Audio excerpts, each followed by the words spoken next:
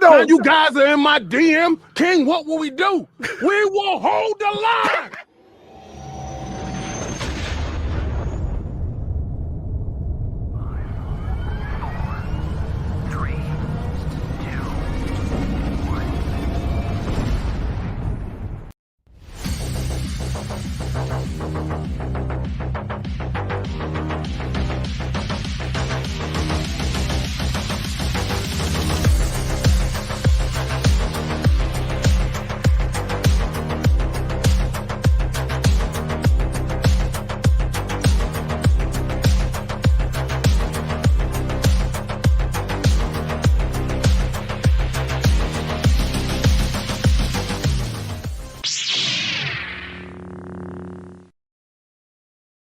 Hello and welcome out to this week's episode of the Gamers Council. I'm your host, WEBDAVE, along with my co-host, Hargeet Chani. Hargeet, what's up, buddy?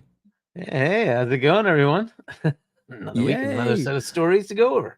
Oh, we do. We already had a little, I guess, a little exciting backstage talking already, getting things fired up and ready to go. And man, we have a great panel tonight. I'm so excited. We have the return of Corkenstein. I was actually going to get that clip saying it's Frankenstein, but I didn't do it. Hey everybody, thanks for the invites back. Oh, dude, you're welcome, man. Glad to have you back. Been doing a great job on Boom Show, and love watching you on there. And so just wanted to have you back again because like you got some good insight and good stuff. And thanks for coming. Thanks again. Yeah, I got Fuzzy here. He's on with me on Fridays and stuff. Hargeet, and first time with Dread. So awesome. Well, the Dread one right there in the middle. There he is, the sexy beast himself. Talk about beard competitions. Come on, guys. Look at this. I like it. I like it. Oh, I got my little stubble. But it's gray. It works. Dreadpool, welcome, sir. Thank you so much for joining us tonight. No problem. Thank you. It's been a while, so excited to be back and hanging out with you guys and not watching on the replay. So there you go. Well, good, man. I'm always ready for a good discussion tonight, so it'll be a lot of fun. And then, of course, the fuzzy one, the sexiest man I know. He's like, ooh, he's in a hotel room with his wife right now going, what is he talking about? I can't hear him. I get my headphones on. Exactly. Fuzzy Belvedere. Fuzzy, welcome, sir. Oh, man. Thank you for having me. It's awesome being here with you guys. Man, some pretty interesting stuff going on in the gaming space, but can't wait to get into it. Definitely going to be a good night tonight. It's almost like a reunion between Boom shows and stuff, but yeah. Exactly. We're crossing the streams, baby. Watch out. I love it. All right, so let's get this little banner going. We still are on the road to 3K. We're so close. Ain't funny. In fact, I end up, you know how it is, it fluctuates or whatever. Some people drop out or whatever. So I was like, oh, I'm 5 away, and now I'm like 8 away. Damn it. So fine. Some pony bots must have dropped me, but that's okay. We'll let them do what they got to do.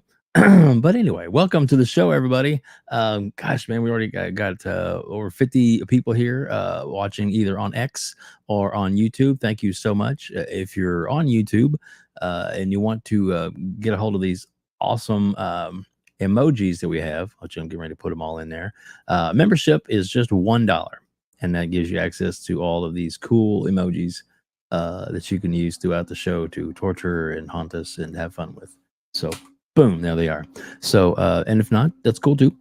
We appreciate you being here, definitely, most definitely. And we do take super chats, but if you do have a question, throw it up in the chat, and we do play comments, post comments throughout the show. And if there's a topic that comes up from you guys, you never know. We might just change course and start talking about that, or I could even invite you in. You just never know. But if I do get you invited in, you got to make sure that you have a decent mic and some headphones so you can hear what's going on, and you can make sure that you listen to the show as you're on and not the replay from YouTube, which we had that before. It's like big delay in questions and kind of stuff, but we'll talk about that later. So anyway, guys, man, woohoo! I'm ready. I'm fired up. Can you tell? I've been sleeping most of the day because I'm on third shift, and I stayed up till noon. So I'm like, ugh. And then now I'm like, I had a nice, good power nap. Now I'm ready to go. I'm fired up, ready to talk about it. And I guess Hargeet, we were talking in the back room. It's not really one of our topics that we had actually scheduled, but you know, it's kind of interesting. And I'm gonna let you at least tell the people what you know what's going on and then your thoughts, and then we'll go around the horn.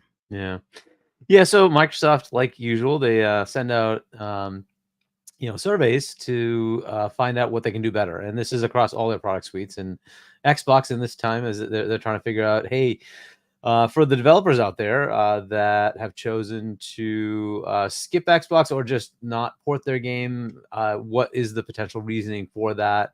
Especially if they have ported their game to competitive platforms.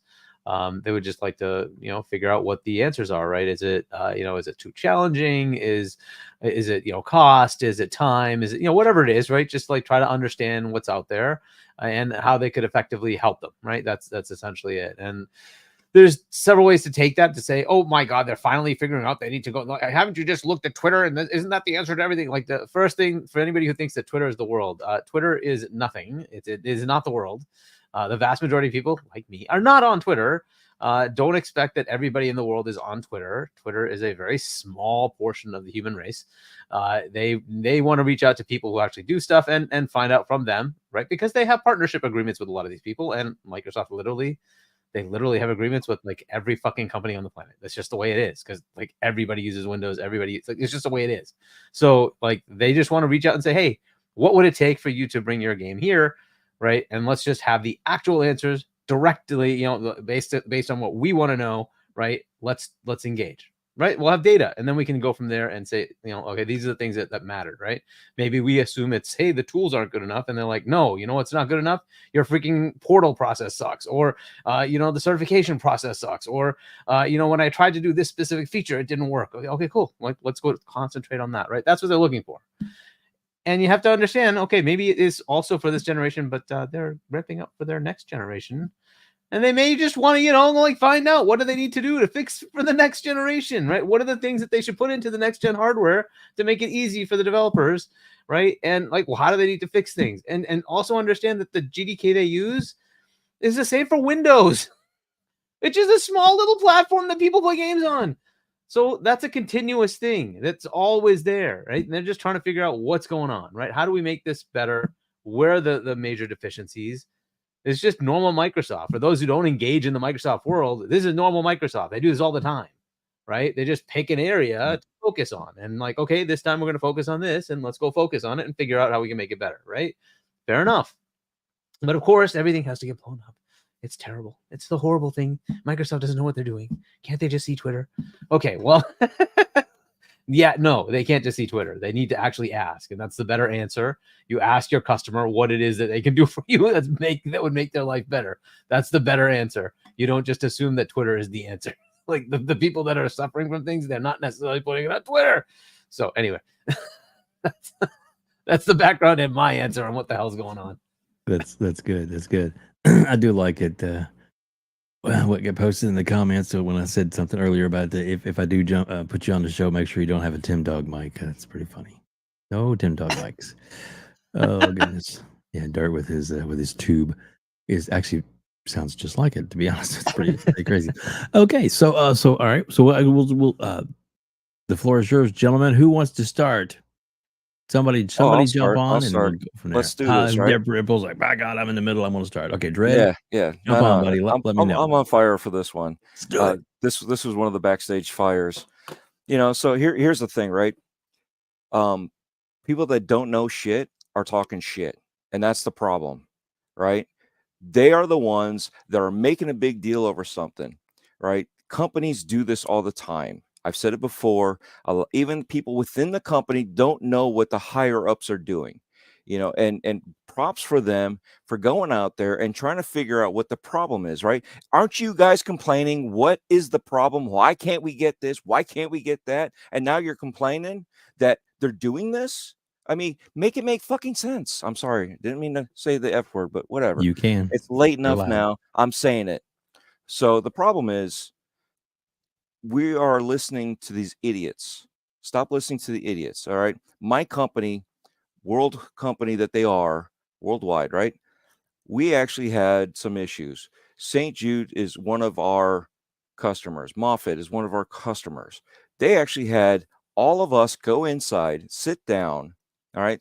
This is a prime example of talking to all of us and talking to the customer. They actually had a liaison with the customer come on online video call asking us, hey, what is going on? What is the problem? What did you see? What is now in effect? Right? What did we do wrong and what did we do right? And now that we're doing stuff right, what do you think? They actually brought us in on these conversations that we're usually pushed out of, that we usually do not know about. So this stuff happens. So when these people are talking about everything, out their ass, that they don't even know what they're saying, and complaining about stuff that you're complaining of what you got in from your complaints, makes no sense. So it's a good thing. This is what you want. You want them to know why they're not getting games. You want them to know why they're not getting publishers over to them. And I mean, is this not what you want? Is this not what you asked for? I mean, it's like going to the Gladiator games and not seeing any deaths. I mean, what did you ask for? You came here to see a show. This is not the type of show. Twitter is not that type of show. And that's the thing is people hold it as if this is, oh, this person knows everything. No, they don't know everything. I didn't know all this stuff happened in my own company until after the fact. So again, this stuff happens out there. I mean, we kind of had an inkling, but we didn't know what the details were. We got more insight on it. And this is reality. If you want to know, you have to ask your customer, right? You get into a fight with your best friend, you have to find out what the fight is about. If you don't know what the fight is about, what's the problem? You need to know that, you screwed up or your friend misunderstood something. And then you become friends again. But you can't do that if you don't talk. You don't ask questions. You need to ask the right questions for that. Exactly. Because, a lot of people are saying, well, there's this, there's a lot of things that they're not doing right. Well, to me, this is something they're doing right, is by making sure that the future is the right way it's supposed to be. I mean, why wouldn't you want to find out and get the best things in your ecosystem?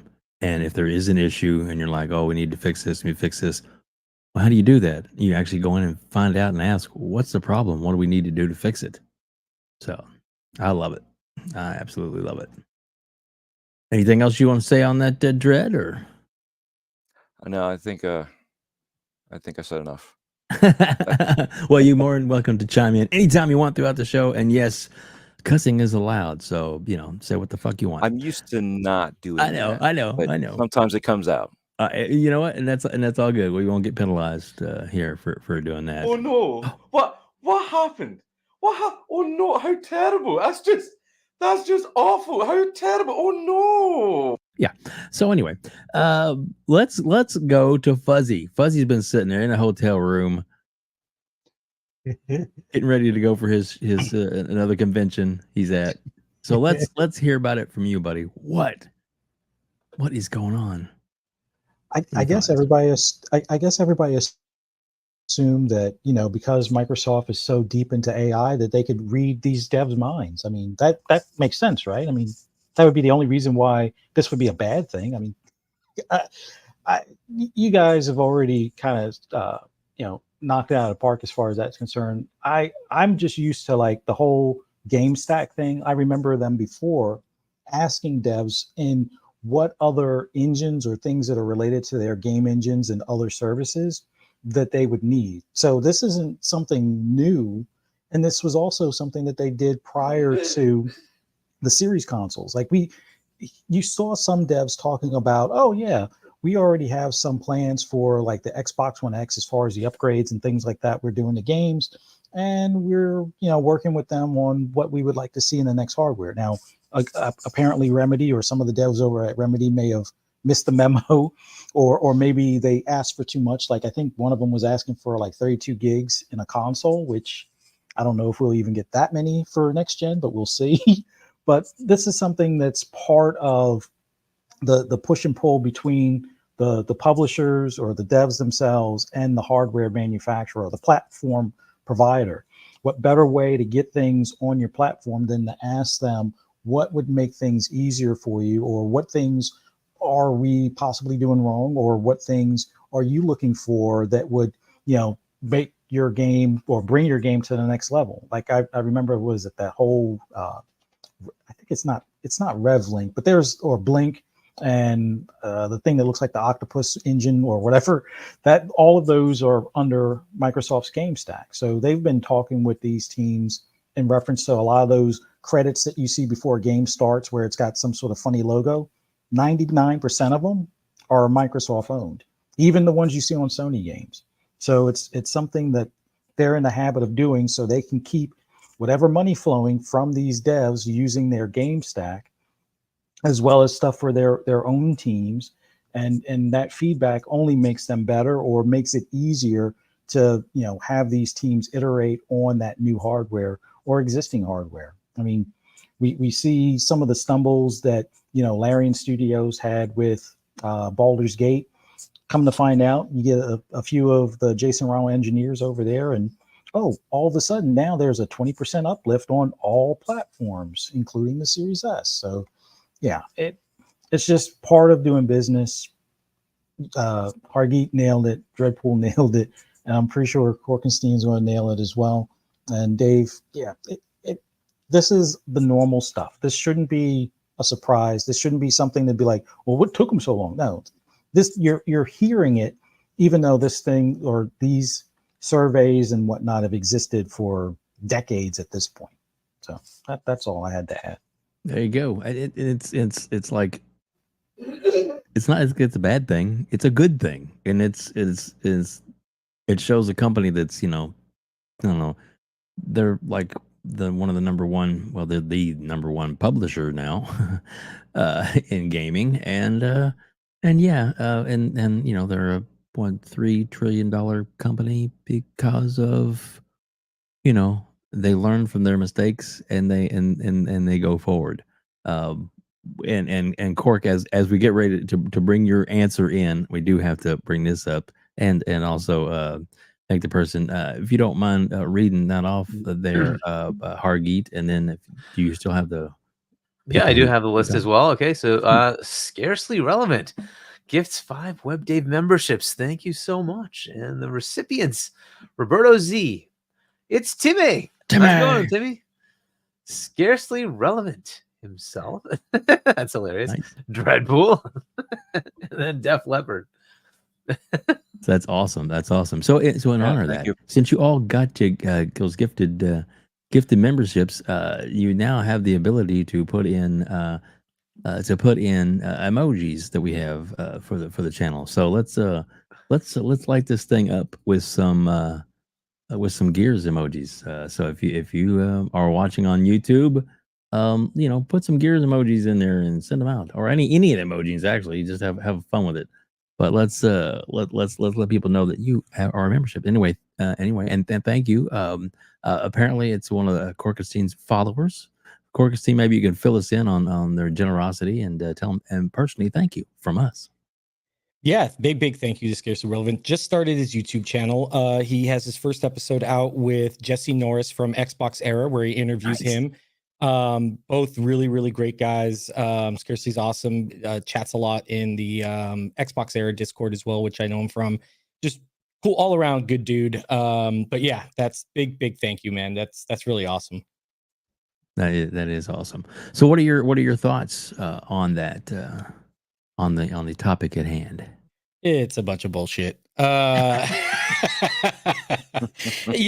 the same exact thing. I mean, come on, look at every survey you've ever filled out. What are pretty much the 2 biggest components of it? What do you like that we're doing? What do you wish we were doing better?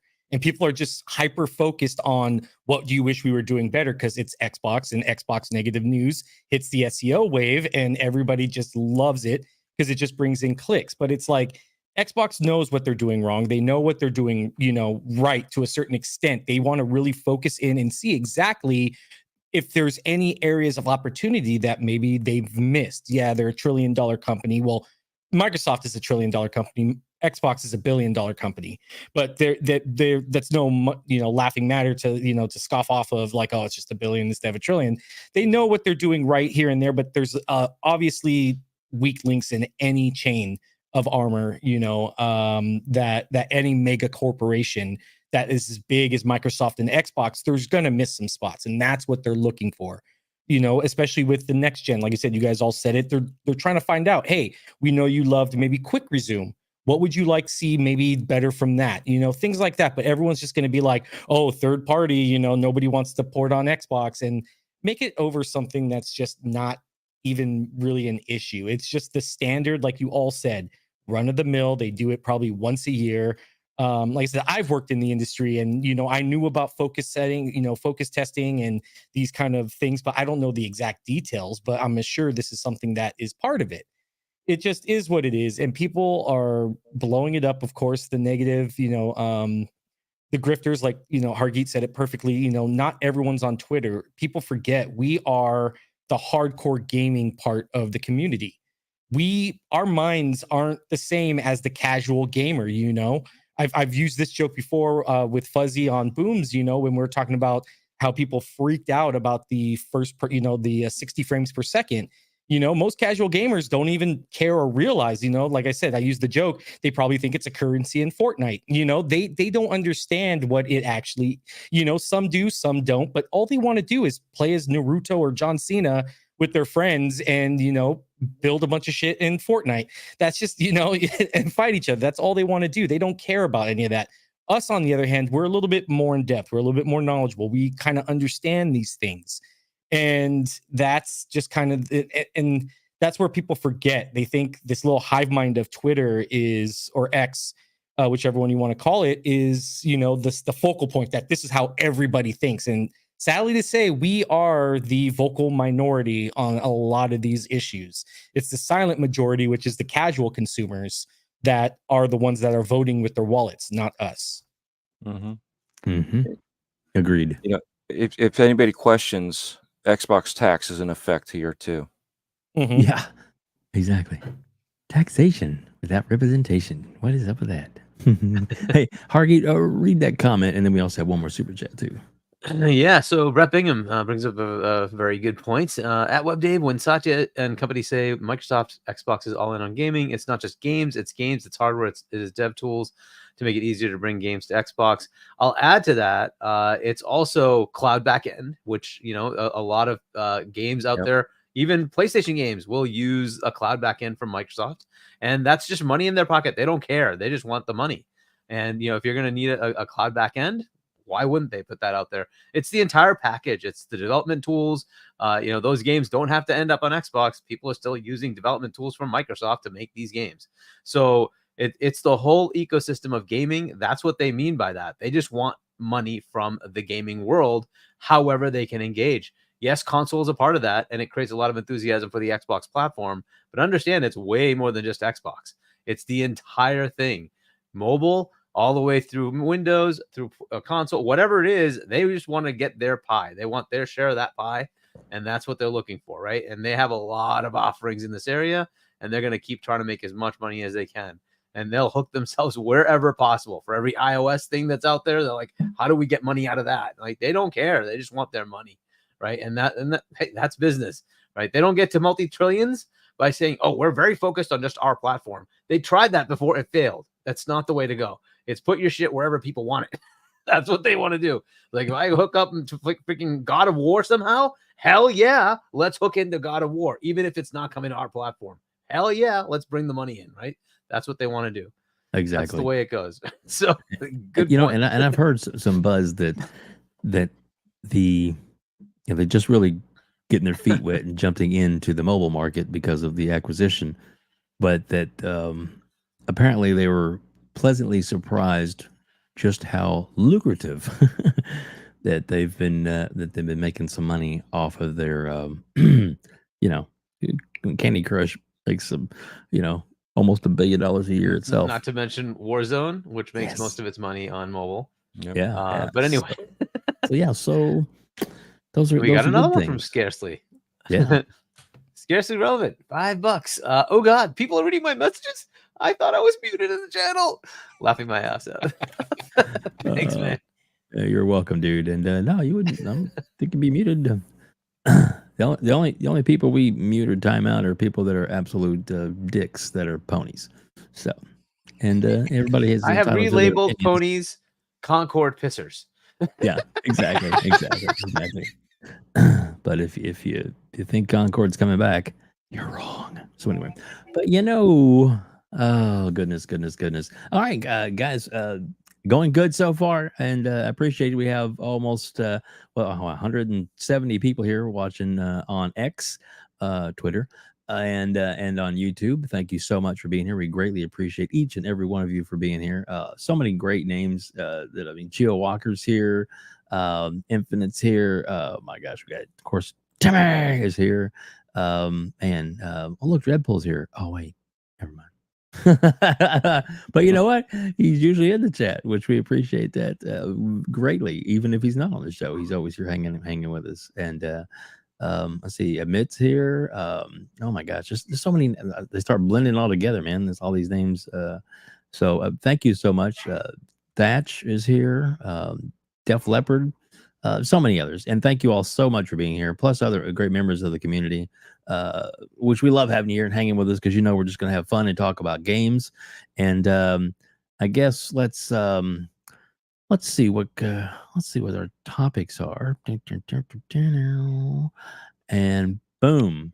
All right, so let's pick one from the list. So where would you guys like to go next? Do you want to talk about the big topic? You want to get into that now, or you want to do another smaller topic? Let's just go for it, right? Go for the thumbnail. All righty. Well, we will do that. And let me actually real quick. I'm going to bring this up because I already had it pre-programmed up. Fuzzy, what do you think about this? The steering wheel. Isn't that awesome? It's an awesome idea. No, I would not use that on anything other than for like Mario Kart, but it's cool to, at least get, whether it's the younger crowd or those that are just into Mario Kart, something that is a little bit more tangible, a little bit more, you can get more of that kart feel kind of thing.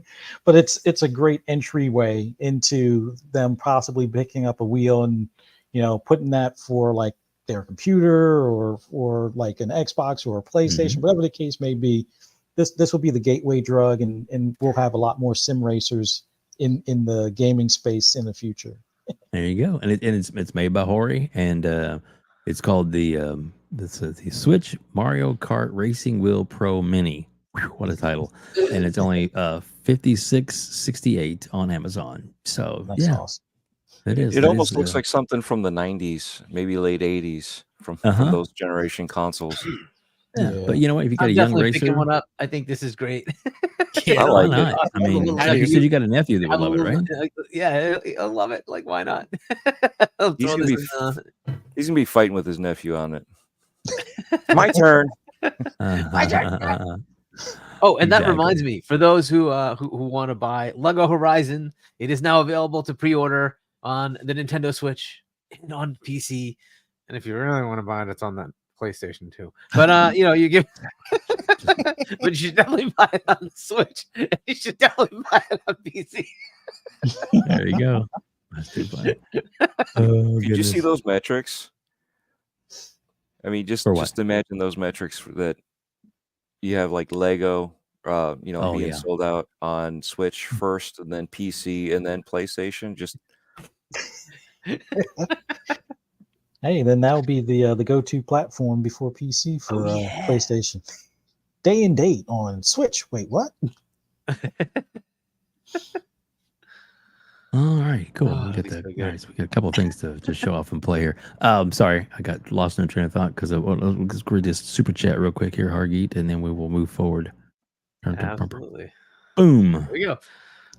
Wow. Okay. DJ Berto Dose Loose Noob $5. Breaking. Halo has multiple titles, projects in development by what is now Halo Studios using Unreal Engine 5. Wait, they renamed themselves? Is that what's going on? So it's no longer 343? I think so. Yeah, I haven't watched the YouTube video yet. There is a YouTube video. I posted it in the chat, our chat, but there is a video of it. So we will watch that here in just a second. Wow. Oh yeah, that's awesome. So let's first. We've heard hints of this, that there were several things going on, but dude, if they've got like, well, we also know about the 3D thing, right? That's the third person thing, right? We'll get that's to where we're going. That's where we're going to go next. But the fact that there's multiple projects is something we've been hinting at. But wouldn't it be awesome if there's really like totally divergent things going on? That would be awesome. I hope they go into the universe and not just Master Chief. Master Chief should continue, obviously. Master Chief should continue, but I loved like ODST. I loved Halo Wars. I've played more Halo Wars than other Halo games. Yeah. I would love to have more of that kind of stuff. So it would be great to have like the horror genre, all those other potentials. And then if they could drop that like launch title, Master Chief next game, right, on the next gen console. Oh, I hope they have this nailed because they need to have this nailed. Halo is Xbox. It still is Xbox. The only thing I will get it right. The only thing I'll throw in there too, Hargeet, is if you think about it, because people were talking about, well, there's why isn't there a new Forza game, right? So what if they're holding Forza and souping it up so that when this new system comes out in 2026, Forza, Gears, and Halo. No, Gears would be the next, like early next year, because you don't want to put everything at the same time, right? That's true. But your launch titles, you get the racing title, the horror title, you get the stealth title, Perfect Dark, and you get Halo. That's your launch lineup, right? So you get that, and then like the next like February, March, you launch E-Day. No, sorry, E-Day, right? Because that'll be due, and then right, they haven't put a date for that, right? Nope. So and then you get what you call Elder Scrolls 6 right after that. What a launch lineup! So exciting. Yes. All right, let me Racing, bring this up. Oh, it'd be so good. Forza Horizon. Oh my god! Like I just can't wait. Let's see here. I hit the wrong button in case you wonder what happened. Let us do. Well, where the hell go? Is that it? No, that's not it. Is that it? Shit. There it is. Yeah, that's it. That's it. So it's number 6. Man, I'm a rookie tonight. Of course, you all know that. That's not the right one. That's supposed to be this one. So let's share this one instead. Okay, here we go. It should be nice and cranked up. Boom. So let's take a look at this little thing that they're doing.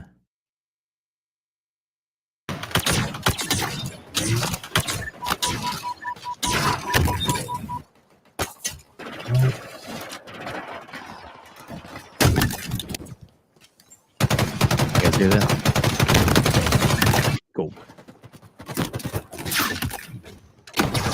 You guys thoughts, comments as it's playing? Like it? Nice to have an option. Oh yeah.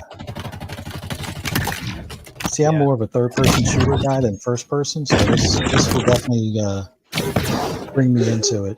I'm hoping they do this for the campaign too, and I'm hearing that's part of the possible plan, but it's going to start as a mode, and then it'll be spun into a couple other things as well.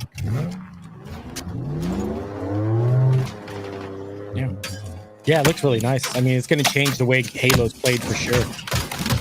Add a new element.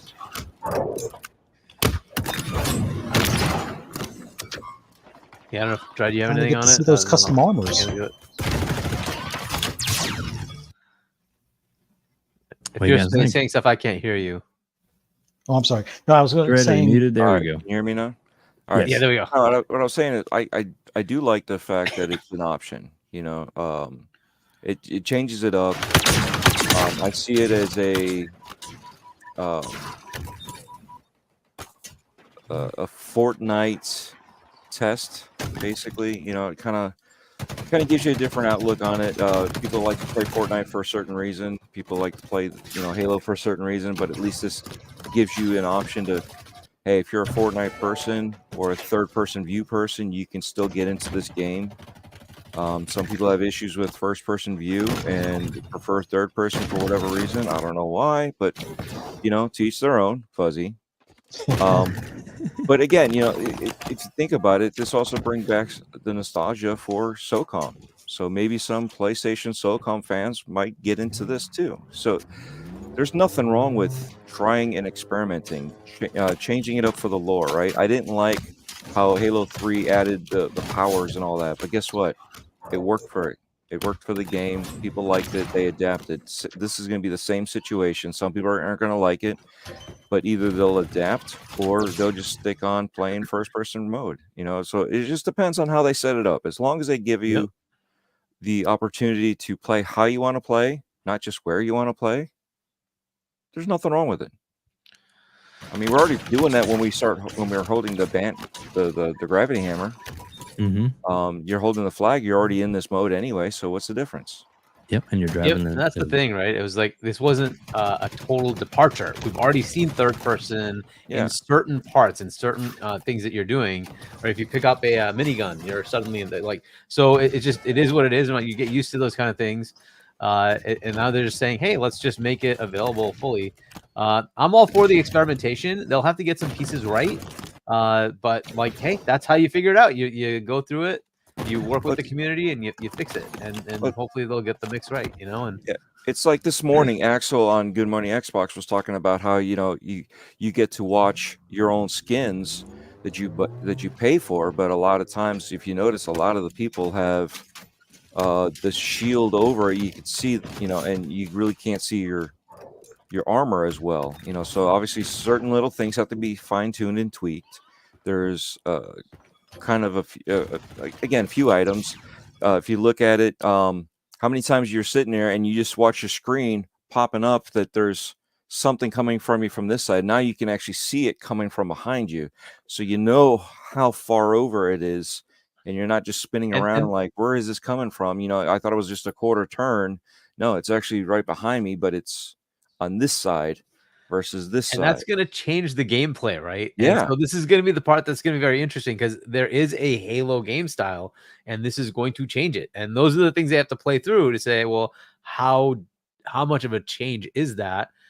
Is that going to detract from the gameplay modes that we have, right? So they'll have to just play through it. Again, like you were saying, as long as it's choice, right? You're not taking away the standard game. It's fine. You still have the first person mode. It's there. Now it just depends on whether they say, hey, you can go into it yourself, or it's a game mode, right? You choose to play a third person deathmatch, right? Team deathmatch. Cool. Then that makes it so everybody's level, because what you don't want is one person has an advantage over the other person, right? And so that's what the stuff that they'll have to work through. So we'll see how they play that out. But yeah, I think it's exciting to see them try something new. They could scrap it if it doesn't work, right? There's always that potential, right? It's just a potential way to start it. You do it in the mode or two and see what happens. And if it takes off, you continue that pattern and say you have both choices. Go do what you like, right? If it doesn't work, then you just let it sunset, right? So I think it's cool that they're experimenting. So I kind of like it, but there are little gotchas. Like I was noticing, hey, when you're going into the invisibility shield thing that they have, right, or you can drop the blue shield thing, like you're inside and you can't even see what's going on inside. Yeah, because you're on the outside. It's like, well, that's not good. I need to know what's going on. And stuff like that they need to fix. Where once your character goes inside, there's like a top of your head right here kind of clears out, so you can actually see inside. You need to have the view of, even though you're on the third person view, you need to have the view of the screen of the first person view, right? If for situations like that. Yeah. It might have to go into that, like when you're aiming down sights, it goes back to first person. It might be just that, hey, if you go into that, the second your visor's inside, you're not first person or something like that, whatever it is, something, right? Yeah, or at least maybe a super zoomed in. If you think about it, not very many people use both eyes when they look down a scope. So even those that do, if you're concentrating on the scope, that's all you see. Your tunnel vision. So they just got to figure out how to make it again. it's experimentation. They have to figure it out and see what works and what doesn't work. We just have to let it go. Yeah. Yep. Corkenstein, thank you so much for dropping the video we're getting ready to watch in here. Oh, yeah, no so problem. we're going to, and Plume is in the chat. Tony, what's up, buddy? Thank you so much for joining us here today. We appreciate you. And he said, yeah, it looks like it is official. It says here in the corner, a new dawn, Halo Studios. You guys ready to watch this? I haven't seen this. Yeah. You guys seen this? I haven't It seen just it. released like seen it. 5 minutes ago. It's like breaking news right here on Yeah. our show. I love it when Hell that yeah. happens. So yeah, everybody's like, what are we going to talk about tonight? How about this? All right, but and of course we could pause and stop anytime we need to, or rehash it. But here's a topic we're going to cover tonight. Here we go. Chris Matthews, take one. Mark. This is Casey Wu, take one. Mark. I was told that I can just be my authentic self, Chris. For 6 years, I don't want to be in front of a camera. There's so much to do and so much fun to be had when you play Halo that I feel like I never run out of things to do. I love intricate stories that take place across lots of different worlds, have lots of different meaningful characters. What made Halo successful at the beginning? What is the legacy of Halo, and what's the soul that we want to bring forward, and what's the craft of making Halo games, and how do we set our studio at best to go deliver on that? We knew we had to make a change in order to take us into the future. When I first heard about Halo moving on Unreal Engine, my first thought was, this is going to be a really hard secret to keep. I think fans are going to be excited about the future of Halo because of the possibilities that are afforded us by using Unreal. Before, we really had to split our focus in thinking about building an engine, supporting it, being really kind of a tech company and a studio at the same time. Since we've made the change to shift to UE, we can bring Halo forward in ways that people have never seen before while still being true to what Halo is. The Foundry project was an effort to show ourselves how far we can push things using Unreal 5. New studio art director, Chris, came to me and said, hey, I have this crazy idea. He said, hey, there's this thing called Project Foundry that I want to do. Let's make it happen. Foundry specifically is based around the same concept of the Foundry in Halo lore. It's the place where Halo rings are born.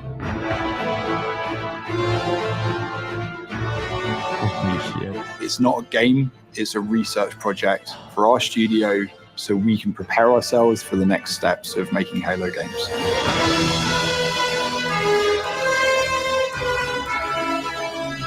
Hargeet, I don't see any pop-up. Just kidding.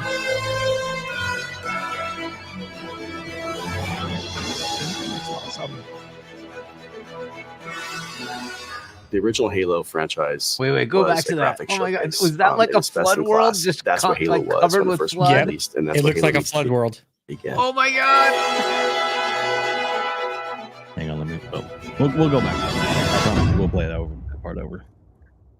So once Project Foundry had been approved, we took the entire creative team and we ideated on 3 locations, something old, something new, and something really alien.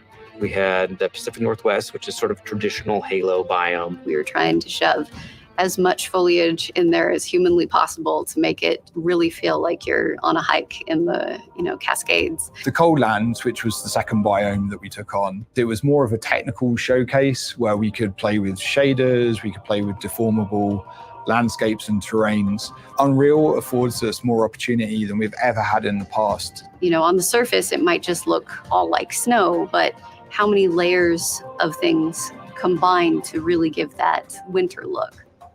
And then our third biome was the Blightlands, which is any land that's been completely taken over by the flood. I wanted to give our team the opportunity to really express an alien world, a really alien world, taking something way further than they may have actually done in previous Halo games. What's impressed me about watching the Halo team work in Unreal is how beautiful everything looks, how incredible the environments look. I don't think we've seen anything quite like it in Unreal Engine before. Fortunately, we have a studio that's really passionate about Halo, about the look and the feel. And, I think there's a lot of hunger to really collaborate, to move forward together. Foundry was an initiative that touched on every part of the creative process, everything from concept art, VFX, characters, vehicles, and weapons to make the future games of Halo. creating an asset, taking this design, now we can really dig into the material foundations. What is it actually made of? How is it physically accurate to the world? Now we get to take all the wonderful legacy assets that we have, bring them to life, and bring them to today's standards.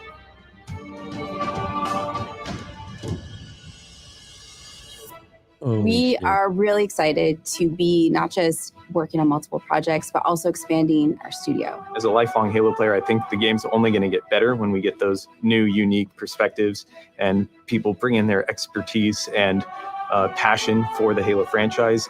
We are looking for new talent as the projects that we're working on kind of get further and further into their development cycles. And it is great to be part of a team that's growing because you can kind of see that force multiplied as people come in and take on challenges and you can do more.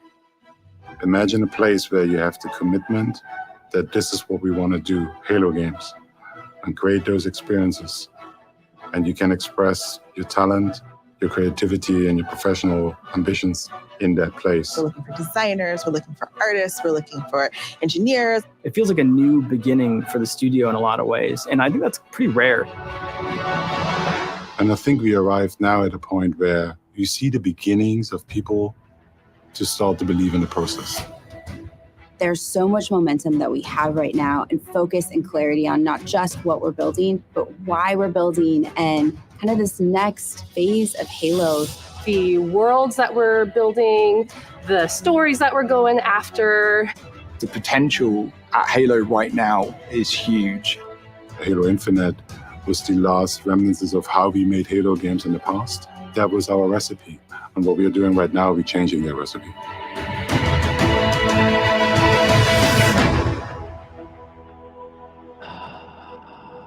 Holy shit.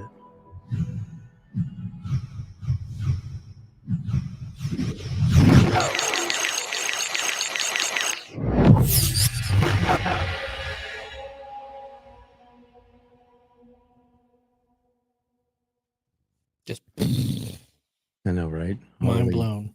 Fucking 3 shit. words. Hell fucking yes. Amen. Amen. That is awesome. All right, so let's start with Cork since he was the one that brought us the video. we have a super chat real quick. Let's knock that out. Again, thank you for bringing that up to us, Cork. I'm glad we were able to play this.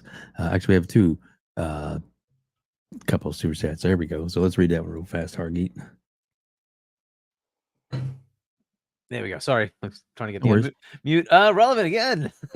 $5. Isn't it nice that they timed the release of this video for while you stream? Good guy, Halo Studios. Yeah. Yes, it is awesome. It is. It is. Yes. Thanks, Phil. Appreciate the heads up. Oh shit. Who Here we gets go. news on a Sunday like that? Oh my god, dude. We'll take it. We'll take it. Yep. Alvin, Gravemind, $2. Someone check on Umbra. Exactly. Yeah, we need to exactly. go- I don't know if he even knows. I should probably like ping him. Yo, bud. Alvin. You see this yet? Oh my god. I don't even see in the chat. Dude, that is funny. Oh my gosh. But guys, holy Christ. And they said the flood. They said the words the flood. The flood. Cork. Cork, I'm gonna let you run with it first, buddy, since you brought us the video. You'll start. I know Hargeet's chomping at the bit. We'll get to you, Hargeet, I promise. Go ahead, Cork. Let's I hear mean, it, man. What are your thoughts? this is something that's been long time, I think, coming for the series. I've kind of been against it because I like what Slipspace does for Halo. It keeps that Halo feel, but I think we've reached a time to where Halo is getting to that point where it needs something major. It's a long time franchise, and it needs to be shaken up a bit. And I think moving to you, Unreal 5, it's the right move. One, it's twofold because you're going to get a system that many UE5 is it's basically the engine that every studio kind of knows how to use, basically. So if you're going to have people like Creative Assembly come in, they are working on Project Tatanka. This is one of the rumored ones, that they have in active development. It's supposed to be that battle royale game. But you're going to have people, I think that was a big issue when they were making Infinite, that people were saying that, hey, we're not too familiar with this engine. It's a little weird. and it delayed the process. And I think they finally bit the bullet, and they're like, you know what? Let's just go standardize. Let's do UE5. Let's get everybody on the same page, and then we can start making some really cool stuff with it. And I think it's refreshing to see. I think it was Silent Cypher Fuzzy, I think it was, that was mentioning the flood on Friday. It's like, oh my God, perfect right there. He was mentioning how they just kind of abandoned that, and now we see it. They have a whole biome for the that was another thing too that really people didn't like about Infinite, was it was very all the same. The biome was just the same. There was that, northwest kind of looking with all the trees and water and waterfalls and that Seattle, Oregon style look. And yeah, it's just crazy. I think this is a right move, and I really do hope a lot of these projects, it's going to be something that isn't just Master Chief, because like I said, I loved Reach, ODST, all of that stuff. I want something more than just Master Chief, because there is a world there that they could easily build and set this foundation. It's such a rich world. If anybody's ever read the books and stuff like that, it's a great world that they could do so much with. And I think this will give them the chance to just clean slate, wipe everything, start over, and just rebuild Halo from the ground up, literally with a new engine. There you go. Yeah, I agree with you. Hargeet stepped away for a second, but we'll go ahead and read He's this one checking anyway. on Umbra. Yeah, you probably check the number, making sure he's okay. I'm thinking they need a Concord mode.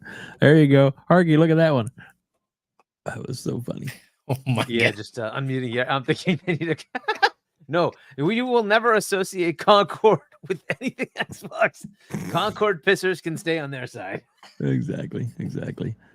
Oh my goodness. All right, Dread, you're up next, buddy. What do you think? Are you excited? Oh yeah, this brings back the excitement again. This brings back the excitement before Infinite kind of like screwed things up and had the negativity and all that.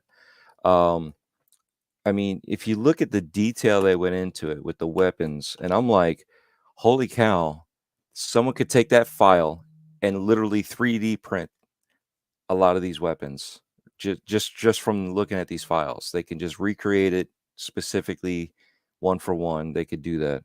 But I mean, who wasn't thinking Blood Gulch when they first kind of like showed the mountains and the trees and all that? So I was like, ooh, this I went back to the OG Xbox days, just like, wow, this is amazing. This just, and that, here's the beauty of this, right?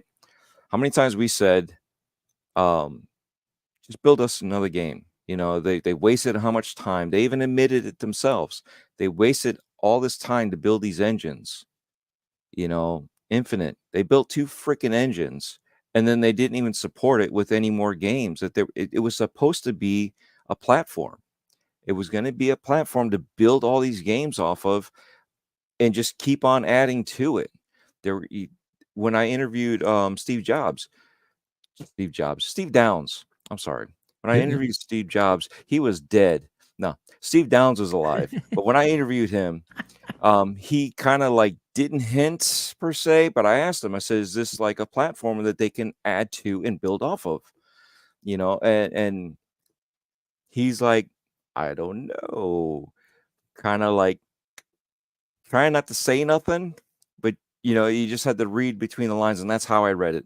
So that they were going to create more. There was going to be like ODST. There was going to be this campaign and this add-on and everything was going to be there, and it's not. Maybe now this Halo will have that, so we can have more games more often versus waiting 8 years for another game. I mean, right now, that's the big complaint, that we're waiting 8 years, that some of these games that are in development will never see the light of this generation. We're going to be 100 years old if we ever get a chance to play these, because they're in such a long development. Hopefully this will speed up those development cycles for them, and we can get more games out there. It's just beautiful just to see, and the Flood Worlds is going to be great. Just all that realistic pus and goop and all that stuff splattering all over from just random bullets. I can envision a lot more. Hopefully they do some of this stuff more realistically when it comes to stuff. Yeah, I know it's not realistic, but get some realistic physics in there where that goop can affect how you run. Maybe make you slip more. Maybe not. I hate you step in goop and it's like tar and it slows you down, and then all of a sudden it's gone. If let's make you slip or something. Now that we got this third person view coming out, that could be part of this too. And you can actually see if you step on this, you slide sideways or something. So don't do this. Don't do. Watch where your bullets go. There's so much more that they could do, and I'm just looking at all the possibilities, and it's great. Plus we've been hearing them working on Unreal Engine 5 before with Halo. They've done it with Master Chief Collection with the menus. They've done it with this. They've done it with that. And I could see why in the past they were saying it for Infinite, and this is probably what they were doing. They were probably working on this part of it and just saying, oh yeah, it's for Infinite because how we did, Master Chief Collection, trying to, hide the shell game. Don't look over here. Pay attention over to this. Here's the shiny thing you want to look at while they're actually working over here and trying to give us something better. So yeah, I'm excited. Look at this. Yeah. I can envision a Spartan just jumping over Blood Gulch. Yeah, it looks pretty amazing. Hargeet, go ahead and read this nice messy little comment from Fonz. I love it. Welcome, Fonz. It makes it easier for them to port to PS5. Look, here's some lessons to learn. Concord did how well on PlayStation? Do they even play multiplayer games over there? I think they kind of just don't. 40 million for Sea of Thieves on one side, Call of Duty, and 1 million on the other. Hargeet, I'm just saying. I don't think. Hargeet, you're mistaken. You're mistaken. A lot of ponies play a lot of Twitter. That is their multiplayer. Oh, that's right. That's right. That's true. Yeah, the X thing that they do. Mm-hmm. there you go. Fonz's answer for you there. Yeah, Hargeet. Helldivers 2. Where was the majority of that? Wait, hold on. I want to say it was on PC, or was it on PlayStation? Oh, I'm sorry. I think it was on PC. Didn't PC also? PC. PC also had a show on Wednesday, mod, right? You didn't have to sign in. And we're just as messy on that show. We love it. We like going back. It's awesome. Fonz is amazing. Yeah, the assumptions here are like that's somehow going to work, and I don't know if it is or isn't. If they do, they do. That's on them. But the assumption that they're just going to, the lessons learned should be that it doesn't work. The PlayStation players don't play multiplayer games. They just don't. That's just the way it is. COD is the casual game, and a lot of people who play casual games happen to just play on PlayStation, but those players don't go to other games. That's just it. Yeah. Look at that. Look at that gore and that goo and ooze. Could you imagine the pus just it's crazy. Yeah, exactly. Grossness. All right, Fuzzy, let's hear your comments. What do you think, buddy? Excited? Oh yeah. I think the biggest thing now is that we've been here, like you guys have said, we've been hearing those rumors as far as them going to UE5. We weren't sure if it was just going to be like a menus thing, or maybe it was just going to be for that battle royale that certain affinity may have been working on. But this is something that needed to happen. Much like Corkenstein said, they had that whole contractor issue where they bring people on, and it was almost like a reset each time to retrain them, or not retrain them, but train them on the slip space. And by the time their contract's up, they're finally able to make some headway with stuff. And then, oh, well, your contract's not renewed. Let's bring on some more people to replace that person. Oh, now we got to, onboard them with, the slip space engine, which, because it was believed, I know they said they kind of built it from the ground up, but it was kind of like some old code that's been modified and re-engineered and then updated, and then some new stuff added, or some, special, call outs and things like that were implemented into it. So it was, I wouldn't say convoluted, but it wasn't too far off from that. And that was probably their biggest Achilles heel in the whole process, making Infinite, having it where a lot of things had to be adjusted because of the time, was just, or basically programming time was overextended and stuff to some extent, where, just getting everybody up to speed. If they have to make a change, it's almost like you have to go back 2 steps to get it to where it needs to be, type of deal. But from a visual standpoint, UE5 is going to be that eye candy that everybody loves in games. But I think the other key thing that we now have within the Xbox Studios, fold, is that we have one of the best expert teams in the coalition with UE5. And I'm pretty sure having that, team that you can collaborate with or bounce things off of and lean on some of their experience, that's just going to get them up to speed even faster. Not that they really need that as much, because like you guys have said, they've used it before on like the MCC menus and things like that. And there's a lot of other teams within Xbox Studios that are using UE5 as well. It'll make it that much easier to get them up to speed, and not have maybe some of the stumbles that we see with UE5 games where there might not be a 60 or a performance mode at launch. They'll have that experience to kind of fall back on within their own walls to get them where they need to be. But like the whole flood thing, like it is weird. Like we were talking about this like on Friday with Silent Cypher, as far as like the flood in the game. Me, PTK, and Pong, and even on Mav's show on Friday, we were also talking about like whether it's collaborations between, like, let's say 343 and id for like a Halo, Doom crossover kind of thing, or what other engines would you like them to see, or what maybe other teams within Xbox that they could hand off maybe a spin-off to, or something like that. Probably the biggest thing we've always talked about is like the flood as a horror type of, not really like what do you call it, like a space, what is that one from EA, Deep Space, like something along those lines, but it's a flood ring that pretty much you have to clear that ring and then find a way to jump to the next one or something along those lines. But like an overrun ring from the flood, that I think would make for an interesting spin-off or something along those lines, or maybe this whole UE5 mix or all of the changes that they're making, maybe it'll be easier to green light things that they've kind of pitched and maybe got shot down in the past. Because remember, after Helldivers 2 came out, there was some talk about, oh yeah, we had talked about doing something like that years ago, kind of like an ODST type of thing, and it got shot down because either mainline or that they didn't want to oversaturate the Halo franchise.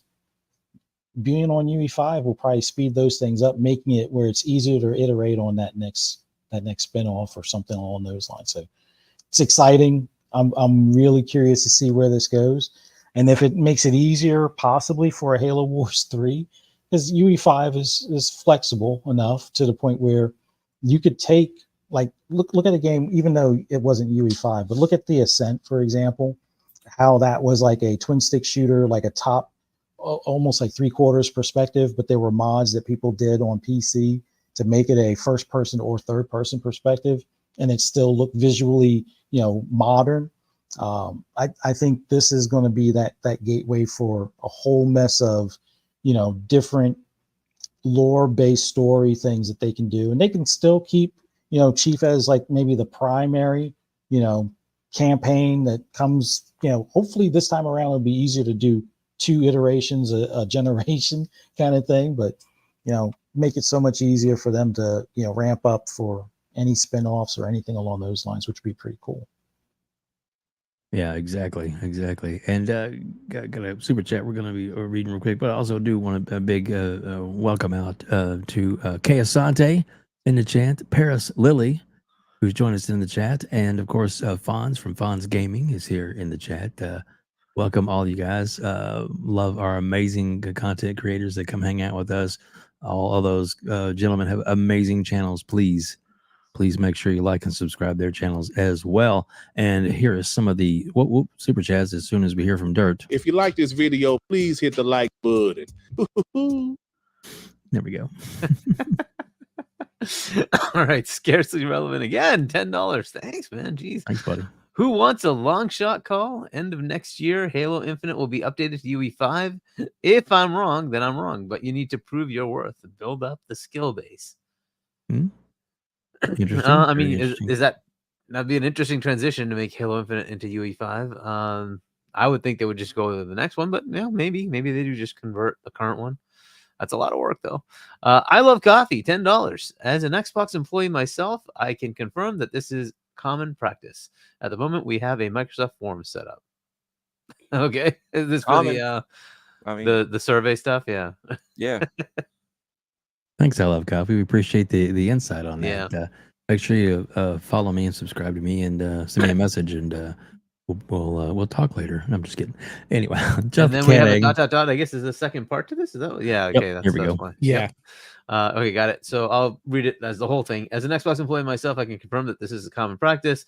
At the moment, we have a Microsoft form set up with an alias allocated to distribution group, asking developers and partner studios within our tenant what we can do to improve development processes. Yeah, it's pretty standard. That is awesome. So, good stuff. Yeah. Hargeet, your thoughts? Well, geez. One of the things is I wish that this was ready for June showcase, because this would have been a freaking another mic drop freaking moment in the middle of that awesome showcase that they already had, or it probably was, and they couldn't show it because they didn't have enough time. But yeah, like this is a show like ender right there, like oh my god, you imagine like walking away after getting that news. Yeah, this is great. Unfortunately, it's just in the middle of nothing, like in the middle of a Sunday night. Yeah, this would be an awesome announce at one of the showcases. I don't know that you do it at Keeley's either, because that's 6 minutes that Keeley will never give you, and he'll just piss all over it anyway. So I don't see if it's a useful thing there, but it would have been awesome if this was at a showcase like event. But yeah, I think this is great. It gives you kind of like the future roadmap, and I have to. I think it was Paris was saying this, that Pierre's doing the right things. Yeah, he is. He is absolutely taking the bold steps needed to say this is the course correct we need to do. Here are the that maybe we're scrapping work that we've been doing. Too bad. We have to like course correct and do the right things for the future of the franchise. I like it, right? So the bold decision, try third person mode. The bold decision, let's move to UE. Fair enough. And a little inside baseball, like they've been testing this UE stuff while they were making Halo Infinite, right? So they were parallel tracking. Should we do our own versus UE? And it kind of eventually, went to the slip space engine thing. But hopefully they've got to the point where the feel is there, right? That was always the big problem, was can you get the right feel? And look, an engine can be revamped in any way you want.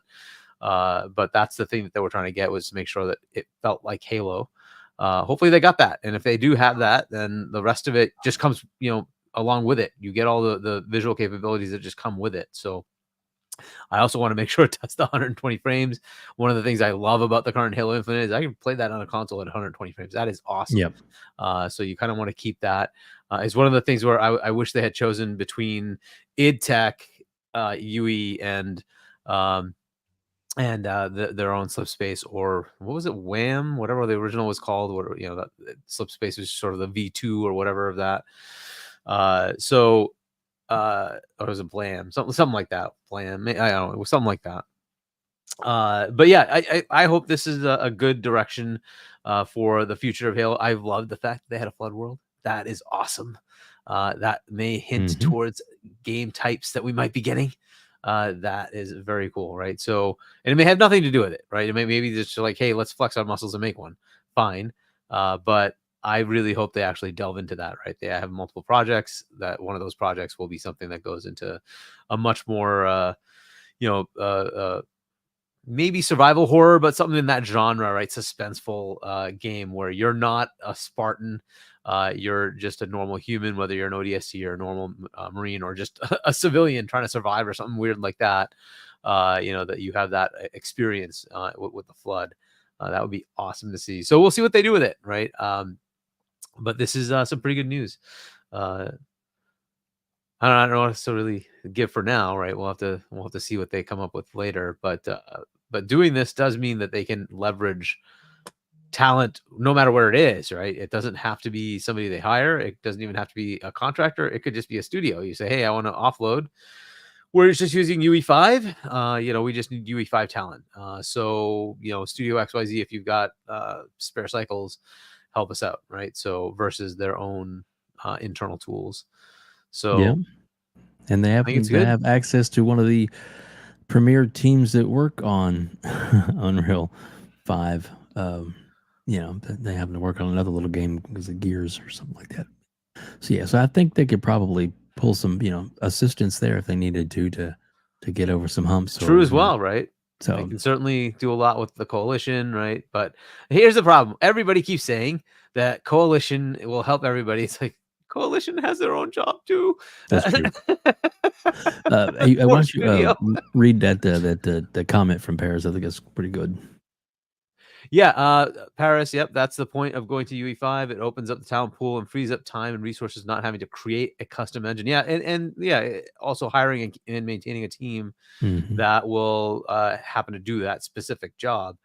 It is a little easier to say, hey, UE is a different thing that we just leverage. And again, they still, like you keep saying, they have coalition that does have that talent to help customize the engine as needed, right? To make it A, work with the hardware they have, but B, also to do all the things internally that they needed to do, right? So Fonz is trolling, obviously, right? Continue to keep trolling. It's fun. I love Fonz. Fonz, you welcome here. That's one of the reasons exactly. And we're gonna have so much fun with this on Wednesday. And that's what it's gonna be. It's like, this is just fun, right? So it should just be fun. But but yeah. Yeah, and the thing is too, along with Fonz, Paris, Kay, the members, all the members here, that they're in the community that join us on the chat. I give them powers of moderation so that they can take care of what they need to take care of if somebody makes too stupid of a comment. So just be mindful of that. Like I said, Fonz is in control for a reason. So like I said, we're a gaming channel. Obviously, I'm personally, I prefer the Xbox ecosystem, but I have a PlayStation. But yeah, I don't know about the PlayStation port of this, right? Because like we were hearing Starfield is coming over, and then we hear Todd say, "Well, we're not working on one, so there's no guarantee that that's going to ever happen." Exactly. I don't know. The assumption that everything is static in plans. We know that's not true. They don't know what the right plan is because they're feeling it out, right? One of the things that's changed is that Microsoft is now the biggest gaming publisher. That's just the way it is. You could say, hey, it's Tencent. They make more revenue. Tencent doesn't control all the studios. They just have ownership stake in a lot of studios, right? And a lot of publishers. Microsoft owns a lot. They are a very large publisher. And from what I understand, they literally are the biggest publisher because like ABK was like one of the biggest, if not the biggest publisher. And that's just a sub part of Microsoft now. So they are like the biggest game publisher. It's very hard to understand how that's going to work when you own a platform and you're the biggest publisher of third-party stuff that is going to continue to be third-party stuff. They're feeling it out. It is what it is. We're just going to have to feel those pains with them. It is what it is, right? So from my perspective, I would say Halo shouldn't go anywhere. There's no reason. If I had seen like, hey, we put Sea of Thieves there and it sold 10, 15, 20 million copies, then I'd say, hell yeah, you do that. But it didn't, okay? It sold 1 million, which to me is like a joke when the other side had 40. That's a ridiculously low number. Yes, it's great that it did 1 million and that's money in your pockets, but it's 1 million. Would you really want to destroy the name Halo, which is your main franchise, no matter what you tell me? It is still the association of Xbox. It's Halo. Why would you do that for that one franchise unless you know it's going to give you a massive return? And I don't know that it will. That's a decision for them to make. They'll have to figure that out, but to me, that wouldn't be one that I'd put there unless I was guaranteed that it was going to work, right? So we'll see. As far as I think it was Keasante who mentioned this, they just tend to have this ability to delight you, which is just awesome, right? Out of nowhere on a Sunday. We're just going to put this thing out there. It's like, yeah, this is freaking pretty awesome. Like, I don't know why they chose Sunday, but I'll take it. Exactly. I'll take it for sure since it's since we're here on Sunday and I have to update my thumbnail. But that's okay. Because we got a hurricane coming through to us. They're trying to make us happy before we deal with the devastation. Right. Yes, right. Is that There you Milton? go. Right, Milton. Milton. Yep. Yes. I blame the Series S. It's Series S's fault that Milton was created. Well, no. See, that's the problem. It's the Series S kept it from being a Milton Bradley.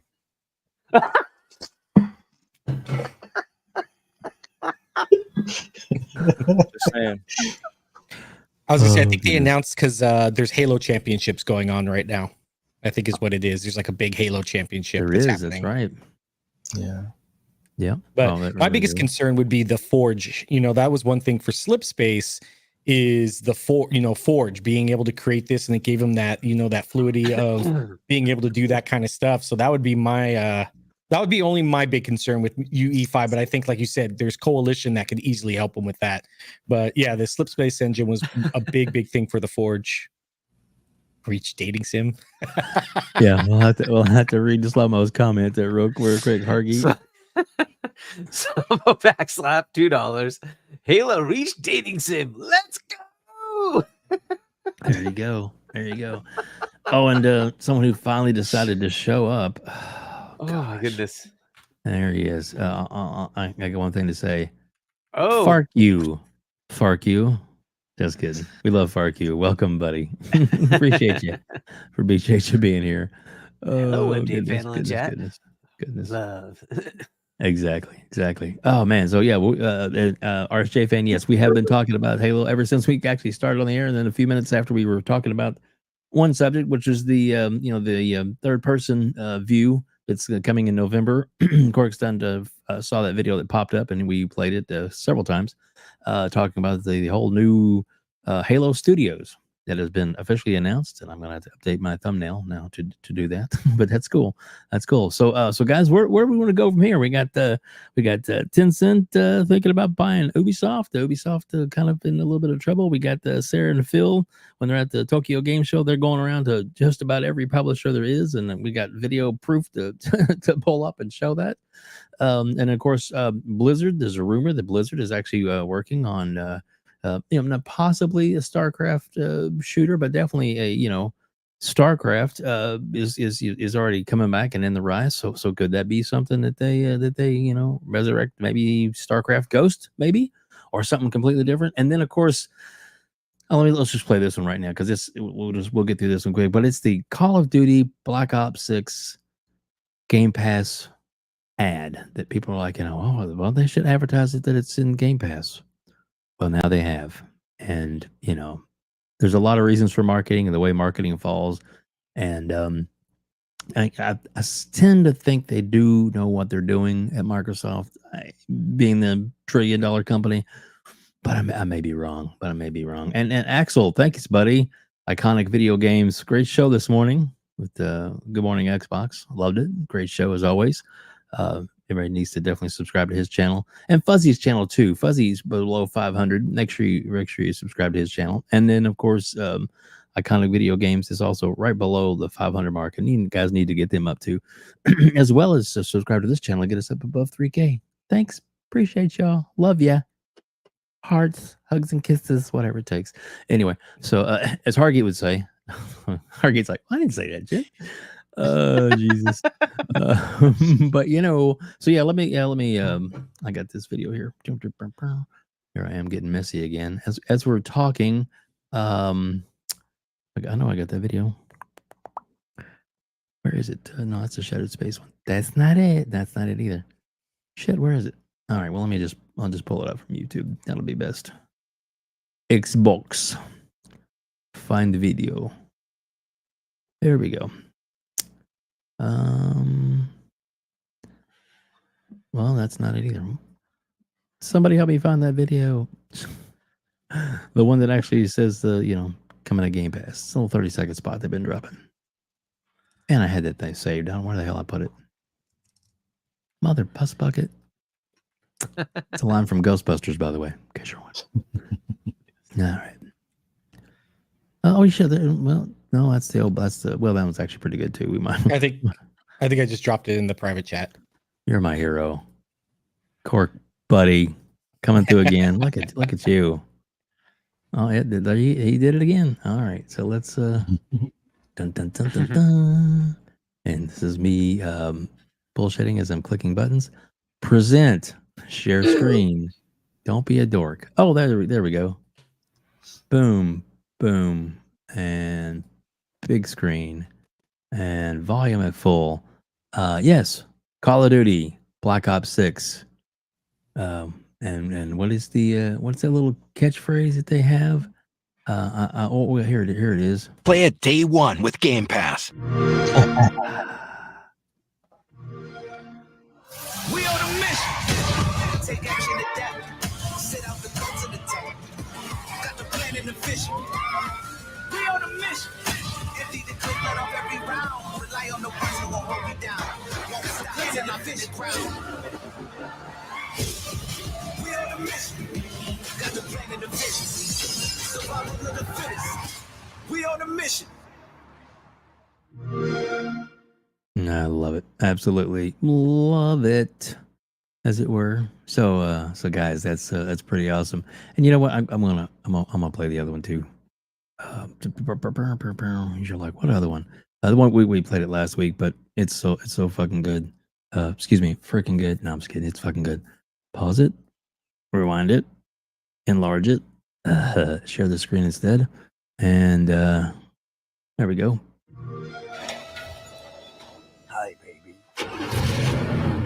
I'm back. You see, I am the replacer. I replace you so you can play Call of Duty Black Ops 6. Really good. Where's Dad? I'm your daddy now. I like that. Mittens is stuck again. Mittens, you did this to yourself. Sir, can you please just unlock the doors? Just give me 5 stars. Now get the hell out of my car. Tacos, anyone? No! Blessing and gifts for all. Your Holiness! Kiss your own baby, lady. Bim, bim, bim, bim, bim, bless. Call of Duty Black Ops is back. Play it day one with Game Pass. Play it day one with Game Pass. Exactly. Oh. So I posted the equivalent just so you understand the difference in the marketing stupidity. But if you look at the private chat, there's another one. Yeah. Which is the same one, right? However, this one's from the Activision channel. Now, is that the? It's in the private chat. It's the. I clicked on it, but it brought me out to the same replacer returns. No, you didn't know it. Yes, correct. But you'll notice a little difference. Oh, there's a difference in that one. There's no Xbox logos. Oh, okay. All right. Yeah. Oh, wow, there isn't any. Okay. All right. Yeah, I see that. Okay. So basically, just imagine what we just saw, but with no Xbox logos at all. No Game Pass, no Xbox. That's unfortunately, this is kind of the dichotomy of their marketing. And, for those who already are Xbox customers, you will see the Xbox version. For those of you who aren't, Look at Magnum's gonna be a rebel. Play it day 2 just to be different. You go, dude. I love it. More power to you. Yep, exactly. Welcome out, everybody. Appreciate y'all being here. We got over 250 people watching us on X and on YouTube. Thank you so much. If you're on YouTube, please hit the subscribe button. It doesn't cost you anything. Hit the subscribe button. And if you want to be a member, it's just $1. And there we go. So thank you all so much. You know what? I'm feeling a little saucy. Let's see, memberships. Let's give some memberships right now. Let's see here.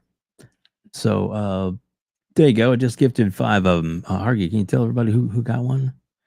Sure. Am I muted? Hopefully not. Okay, cool. I'm not. All right. Amit Kumar.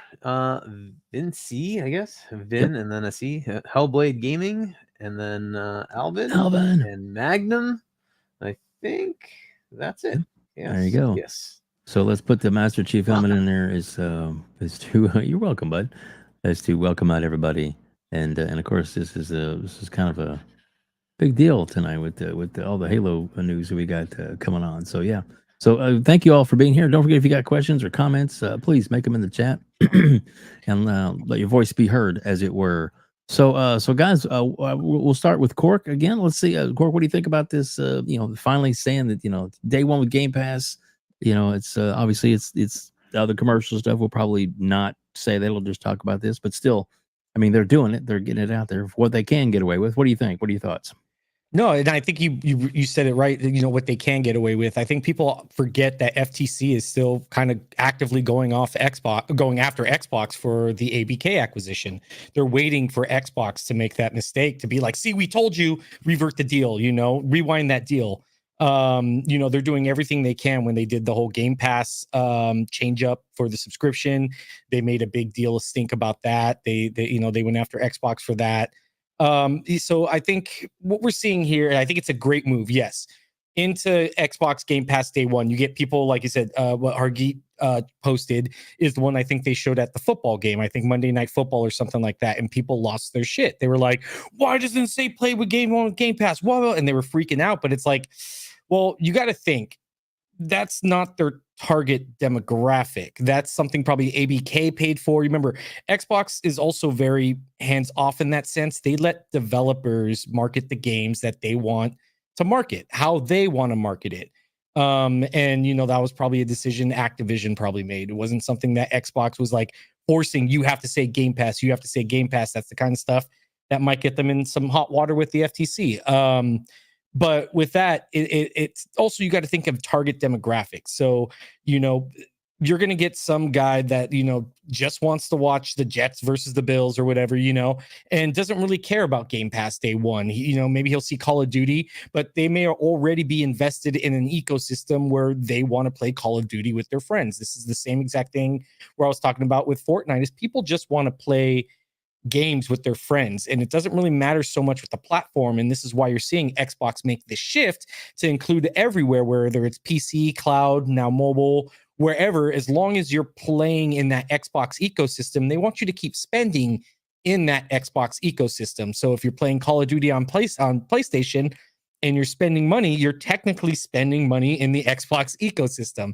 So it's not so much about trying to get people into Game Pass. Game Pass is very supplementary. The main thing is getting people in the Xbox ecosystem and keeping them there to keep spending. So whether it's microtransactions, whether it's buying full price games on other platforms, or even just, like I said, subbing to Game Pass, that's still the Xbox ecosystem. So people want to freak out about this, marketing and how they're doing it. I think they're doing great. Xbox has always been a company that waits till 2 weeks. And this is part of the ballooning costs that PlayStation had, that we found out that for some reason people keep ignoring the Sony leak that happened, where they were looking at these gigantic ballooning costs with low margins. Marketing was part of that, is because they're making gigantic axes in the middle of London, that some people are going to be like, oh, that's kind of cool. And then they just walk away from it, and they don't care what it is. They, you could even tell them, oh, that's God of War. And then they'll tell their kid, and they're like, yeah, Mom, I already got that on PlayStation. Who did you just win over with that? You just spent millions for what? Just to have something cool? You're not gaining the people that you think you're gaining with that. And that's what Xbox is trying to do with their marketing, actively going after markets and doing creative things to get people that may not be as interested in Xbox interested with the cost effective. Amy Hood has been doing a crazy job about that, on keeping these costs low, and marketing is definitely one of them. So it's just weird that people continually want Xbox to be like PlayStation in every regard, when we've seen PlayStation fail so hard time and time again this generation. But people are still going to be like, they should market like a PlayStation. It's like, oh, so you want Xbox to have ballooning budgets with low margins? Check. That's how you go out of business eventually. But it's just weird. I think they're doing great with this marketing. It's great that they're active. People are now, oh yeah, it's Xbox Game Pass day one. They're talking about it in the groups right here. Look how we're talking about it. This is the group that they want advocating. This is the group that they want talking. The gamers that know what Game Pass is. You can't explain what Game Pass is to somebody in a football, during a football game commercial. And let's just admit it, the American people, we're lazy. So we're not going to actively go and look to see what Game Pass is and do the research. We're just gonna be like, oh, that's kind of cool, and then it's outside of our minds. So will it work? It's not, and this is just generalization. This isn't saying this is exactly how it's happened before people come after me. No, somebody may look it up. Yeah, okay, somebody may, but the overall general consensus probably won't. But yeah, I think it's great. Xbox is doing a great job with their marketing now from where it was. And I think they're actively looking at ways to be smart about it. There you go. There you go. Yep, I agree 100%. Hargeet, read that comment. Sorry, I'm muting. Okay, yeah, General Spartan 27 at Xbox Gamer. Lena Khan won't be there in January. Well, look, she's there until she gets replaced, right? And just to be fair, yeah, I think either administration that comes in, she'll get replaced. But there's a confirmation process, which means first they have to select somebody, then they have to go through the Senate and actually get confirmed. I just want to like put that out there. It might take like 6 months. It could even take longer before that happens. If there's a new administration, there's going to be a lot of those confirmations that need to go through. I'm just putting that out there, right? So just keep that in mind. Yes, she is likely not to have another term. I don't think the Senate would confirm her again, but there is a process to go through to get the next person. So we're kind of stuck with her until then. Yeah. I don't think either side likes her, to be honest. Nope. She's not really doing good. So, but you know, there we go. To be fair, I think she has some. Yeah, she has some good ideals. Yeah, I was gonna say she fits. Sorry, she fits her name. She's the con artist. It's just weird because she has some good ideals to like rein in big business, but when you just go after every big business for the smallest little things, while you have like Amazon and other companies doing way worse right now, utility companies doing way worse, and you're like, I'm gonna pick on a gaming company. It's like for the smallest little thing, it just seems so just pedantic. Yeah, but her ideals is also going after Amazon for being too cheap. I mean, you kind of want to save money, right? So why would you go after people for giving you a deal? You know, so I understand competition, but at the same time, that's competition. You need to fight for your customers. If Walmart wants to do that, Walmart needs to fight also. So you shouldn't fight for Walmart to overcharge you. So that's my issue with Lena Khan. It's some of let's keep it gaming. Exactly. So with that said, so what are your thoughts there, Dreadpool, on the Game Pass Call of Duty advertising finally? Well, Corkenstein said it right. It's who your demographic, who's the demographic for this commercial. You know, if you're just going to do one commercial and you're going for the people that are already here at Game Pass, then that's fine. But if, you know, I mean, I still have friends that I talk to that don't understand what Game Pass is, right? And they're gamers, but they're like PC gamers and they don't even get it. They, you know, and they have an Xbox. I think they still have a 360, but you see what I'm saying? It's one of those things that some people just don't get it. And the Twitter sphere that we're all involved in are a whole bunch of idiots talking out their ass, you know, and then the common sense people are like, whoa, back up, and trying to reiterate certain things, you know, like, and they're the ones that are villainized. But the thing is, if you think about it, who are they going for? My target for this commercial are for the people that already have Xbox Game Pass, right? So it's just to remind you, hey, don't quit the service. We got these games coming up. You're going to want to stick around for when these games come up. You can pre-download, and as soon as they drop, you're in the game, you know. And then you have, like you said, the football fans. Some of them just don't give a rat's ass, you know. Some of them are just normies that play Madden and they play some Call of Duty, and here you go. Just to let you know, it's coming out. Call of Duty's here, and, you know, just come here and play. The game's coming out and you can buy wherever you want it. This is it. They don't have to worry about, oh crap, I don't have what this Game Pass thing is, so I'm not going to buy it. There's no confusion. So again, it's all targeted with precision, and a lot of people take it as you're leaving me out. This isn't right. This isn't marketing. Guess what? I don't watch TV. So you know how many times I watch Xbox commercials on TV? Zero. Goose egg. You know why? Because I don't watch TV. Yeah. So for them to, they need a better market. Well, they have to figure it out. You can't just say, I didn't see it on TV. There's no TV. Well, I could say it too. I didn't see it on TV because I don't watch TV. There's certain things that you're going to have to put in there. If I'm not paying attention to Twitter and you're going, oh, wow, they had this on Twitter. All right, well, I didn't see it there. I'm advertising on the console. Oh, yeah, guess what? If I wasn't on the console, I wouldn't have seen it. But if I wasn't in Game Pass, maybe an advertisement like that would have got me into Game Pass. Again, everything has to be targeted for a specific reason. There's certain things you do, there's certain things you say are for those reasons. And a lot of times, unfortunately, we're going to bring it back to Twitter games. That's what a lot of these people play. It's look at me, look at the attention I deserve because I'm your savior. No, you're not. You're not nobody. You're just talking a lot of shit out your ass. Stop listening to those people and just enjoy the games. If the commercial's there and you see it, great. If you don't see it, don't worry about it.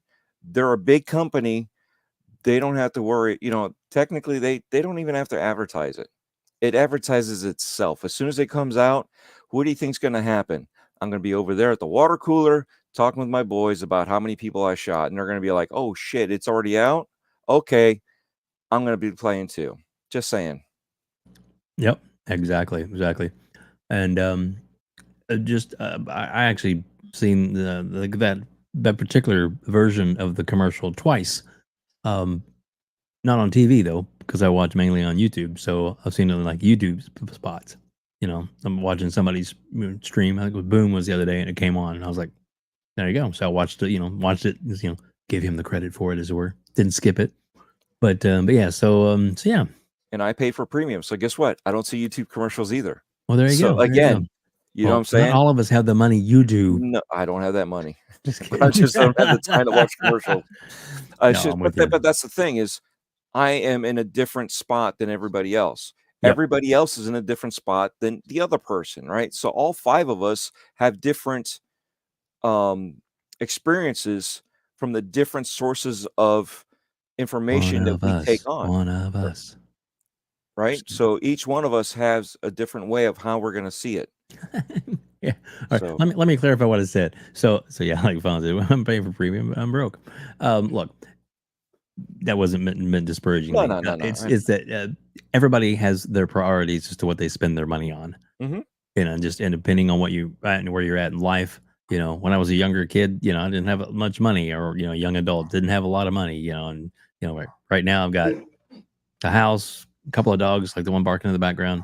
Got a really nice car in a really good position in life, but yet I'm an older adult now, so it's like so I can, but I still don't want to. I'd rather skip a few ads than put my money there when I can spend money on, I don't know, Game Pass. Game Pass Family. Hurry up and start. My kids are dying for that. Anyway, so Fuzzy, what are your thoughts on the ad, man? Oh, I like that they're actually doing this, and it's funny to me. It almost seems like the PlayStation Nation, whenever they start talking about stuff, it almost is like they might as well just put their hooves in their mouths the next day. Like they were talking about how Xbox is not going to be at TGS. Oh, look, they're at TGS. And how, Xbox, JRPGs don't sell on Xbox. Oh, look, some of them are in the top 20 within the first few weeks. Oh, imagine that. And it's like, well, they can't advertise about Game Pass. Oh, look, they just did. So it's almost like Xbox is, one by one taking away these talking points, day by day. But it just goes to show the key thing now is with Xbox advertising this in Game Pass, whether they get your full $70 up front or they get it over time, I don't think they really care. As long as you're playing the game, because if you're getting it through Game Pass, you're probably more likely to either spend that $70 on another game in their ecosystem, or spend it on possibly a season pass or battle pass skins, things along those lines. But they're still getting you engaging on the platform, potentially spending more money and more time on that platform. And it's not really that they're trapping you there, but it kind of is, because if you're spending it on more games in the platform, you're more likely never to leave that platform. If you're continuing to stay subscribed, you're not likely to leave that platform. But it's just great to see the ad. I'm hoping they keep on expanding on those types of ads. Although, like many of you guys, I don't watch TV. I'm also on YouTube Premium. Although I forgot to cancel when I had the freebie thing through the Game Pass perks. They got me for a couple of months. I finally wound up canceling it, so it'll end the beginning of next month and stuff. But I don't know if I can tolerate YouTube with commercials again. So I'll probably wind up re-upping or something along those lines. But given how I've seen prior to having premium, the way Microsoft advertises on places like YouTube, they don't do what's called remarketing. Basically, once you're listed or targeted as already in the ecosystem or as a customer, you're not going to see their ads because they don't want to annoy you with ad after ad on YouTube. That's something that I used to have to do for my former employer.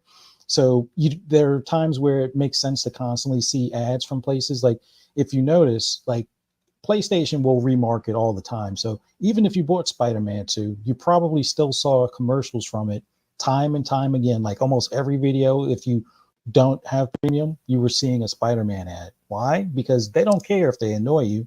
They want you to almost have it where you're brainwashed into, oh, I got to get Spider-Man 2, or, oh yeah, I should probably go play Spider-Man 2 again. Xbox, it's like, hey, we see that this person's already clicked on a strategy guide for this video.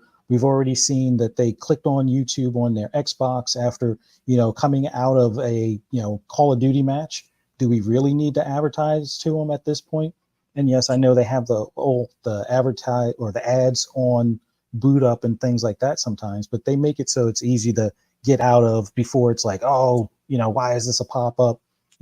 Cancel out of it, it's gone. But the only thing I would want to see them really do more of is do a bigger push at GameStop with that partnership that they have to be at kind of the front of the store, and start doing more of that Game Pass advertising, where it's like, hey, although that's still going to be tricky for somebody like GameStop, because they're going to want you to spend the $70 as opposed to the subscription stuff. But they're, any sale that GameStop has on an Xbox product, they get a piece of the pie anyway. It's just including subscription GameStop, cards. From Microsoft.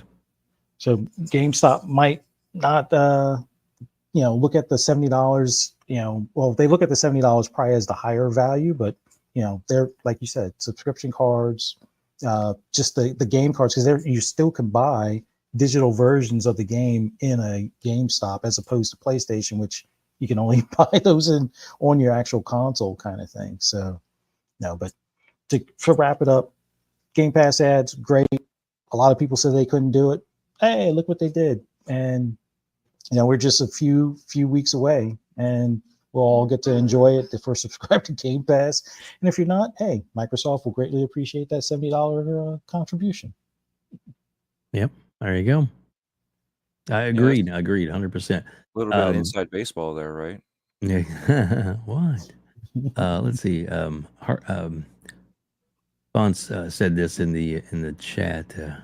He asked a question. We're just going to make it a poll.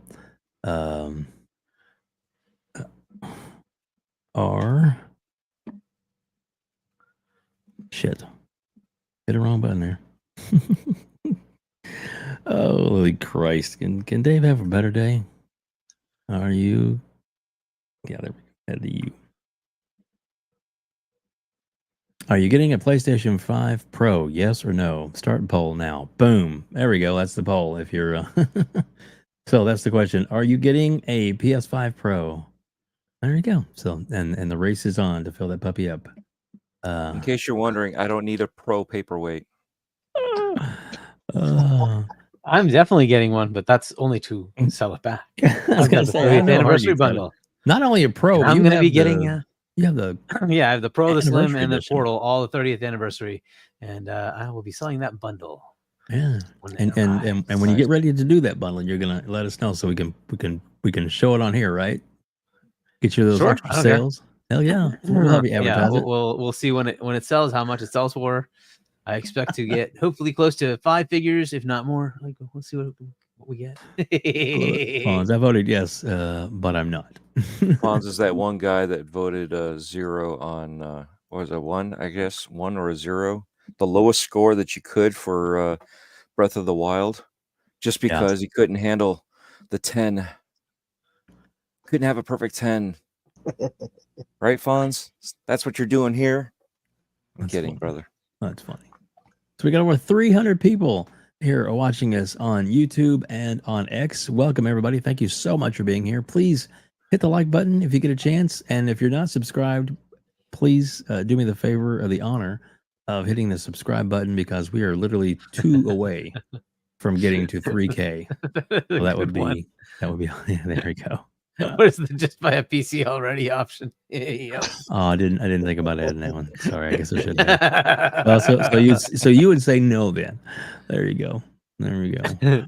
Oh goodness. But yeah, so Hargeet, your thoughts on the advertising massively? Yeah, I mean, look, there's 2 paths of advertising, and this is always known, right? So there's the Xbox and the like Game Pass marketing on its own, and they're totally welcome to put Call of Duty in there, everywhere, whatever. They've been doing it the whole time, right? So that's fine, and they will continue to do it. It's really a question of how far they keep going with it, right?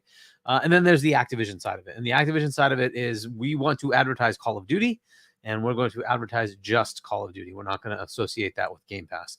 And, I asked why not, and I was told, well, yeah, we can't do that. So now what that means, I don't know. I don't know if that's contractual, if it's, the regulators. I highly doubt the regulators are going to tell them they can't do that. However, if they signed a contract with Sony that says you can't do it, and they don't honor it, yeah, the regulators are going to be up their ass. You didn't follow this. What happened, right? So, so this is kind of the headache they're in, right? And so my guess, this is just a guess, is that they have an agreement with Sony that Activision's standard normal marketing that happens for Call of Duty will not mention the words Game Pass. It will not be there. However, anything that Game Pass would normally do, anything Xbox would normally do, fair game. Go ahead and market the hell out of it. And they have been. And what I really like is this year I'm noticing it's ramped up. They are marketing their games now. Third-party deals or first-party games. They've been ramping up that marketing. That is fantastic. And I hope they keep pushing that. And to the point of like, hey, I want to go to a football game and market Call of Duty. Sure. If they want to do a Game Pass thing, they need to have something tailored to Game Pass. A little blurb next to Call of Duty is probably not going to be enough unless you follow that up with an ad that explains what the hell is Game Pass, right? So you kind of have to do that too. I don't know if they're going to do that. I would love them to do that, but that's up to them, right? I think the association with Xbox is going to be interesting, and we'll see how that plays out, right? At some point, I'm sure a Call of Duty player will see an Xbox version of the ad at some point as well and say, oh, wait, hey, the marketing is now Xbox. Oh, this is interesting. Whatever, right? And see where that goes. It may not make a difference because we're in the middle of a generation. It may, though, because there's still a lot of people on a PS4 and a lot of people on an Xbox One that may say, oh, it's time to upgrade. Let's see what we get. I really hope they also announce some bundles. That would be very cool. They didn't yet. That should have happened by now. The game's coming out at the end of the month. So if there's any bundle, it would be like a retail bundle. It wouldn't be in the box bundle, right? And that kind of, to me, this is kind of one of those things that I don't understand what's going on at Xbox from a hardware perspective. They don't have custom controllers as much anymore. They don't have custom consoles as much anymore. And I find that very odd because they used to have them all the time and they were fantastic. So maybe they don't sell, but I don't know. I fell for them several times. Both controllers and consoles, and like I don't know why that would be a bad thing to have. I also don't understand why you don't just put it up in Design Lab and say I want to get a Series X, Call of Duty edition or Indiana Jones edition or whatever it is, right? And then I just choose it and I buy it. It comes, even if I have to pay more, who cares? It's my choice. Yes, it takes longer. So what? I want that one. Fair enough, right? I want the Elite in the Indiana Jones colors. Okay, fair enough. Like, why is that just not a freaking obvious answer? And so now you don't even have to like inventory these things. You can literally just let them custom order a console, and they'll pay extra. Trust me, I would pay extra. This is just the way it is, right? Why are you not offering this, right? They have that wrap that you can buy. There's only the Starfield one and that stupid Arctic blue and camo, whatever. Like, come on, give me some more stuff. What are you doing? Well, more stuff's coming. That's what Sarah said. So yeah, but it's not here. No, it's not here yet. You know, we'll see. That's just one of those things that's kind of annoying. I don't know, but so I like the ramping up of marketing though. That's awesome. I would have loved to see a console bundled with Call of Duty, especially the S, to bring those Xbox One and PS4 players up to the current gen. That would have been a great thing to do. I don't know if they're still going to do it. Maybe they do something closer to the holidays. Say, hey, it comes out fine in October, but we're going to ramp it up when it comes to the Thanksgiving, Black Friday, Cyber Monday timeframe, right? And we'll try to, push something then. Fair enough. Let's see what they do. I really hope they take advantage of this. This is really their sort of, exposure party as far as owning the biggest freaking annual game. They need to kind of take advantage of that, right? So let's see what they do with it. But yeah, I like the fact that they're pushing that marketing. I just hope it's actually going to more people than just Xbox players, because that's what they need to do, right? They need to kind of expose this, ownership to outside of Xbox. We already know this. It's more about attracting other customers, and I think the idea of Activision doing it again, I think they're gonna shy away from that. There's two potentials for me. It's either contractual, or the other one is really just corporate saying, don't mess with the money stream. So if Call of Duty is bringing in X amount of revenue, that's why we allowed you to pay $70 billion. You need to bring in that revenue. So make sure that keeps happening. And how you're going to do that is you're not going to associate it with Game Pass. You're going to associate it with just Call of Duty. Let it go. And then whenever it's Xbox doing stuff, fine. Outside. So I don't know which path they took. To me, it's one of those. I have my inclination being it's a Sony contract thing, because they were so terrified of this going into Game Pass. So I think that's probably where it ended up happening, but we'll see. Yeah. Right. So, but yeah, it's good that the marketing is ramping up this year for just across the board. I like it. Ramp it up even more. It's awesome. Exactly. So, for sure. I want to let Dreadpool has to jump out. He's got some other commitments he's got to get to. And Dread, thank you so much for being here. Please, we're stick around, everybody. We're not done yet. We're going to still do some more talking and gaming, because I have a feeling that Hargeet's he's wound up and ready to go. And and plus Epic Treasures in the chat. We got to talk to her here in a second too. So but Dreadpool, please tell everybody where they can find you, where they can reach out to you, and what shows you're on, and the ones that you and your wife have as well. Yes, you can find me on Dreadpool YouTube channel. I just dropped it on the link down there. We're all over the place. We between games, cosplays. Right now we're in the haunt season, so we're doing stuff. This is the last house we were just in. Is Pemberton Haunters and the Hillbilly Mayhem. First time that my wife literally ran. So I got that stuff in 360. I have it, regular videos, got some interviews, all sorts of things on the channel. We do have a couple other channels. I do guest on Good Morning Xbox for the Iconic Video Games channel.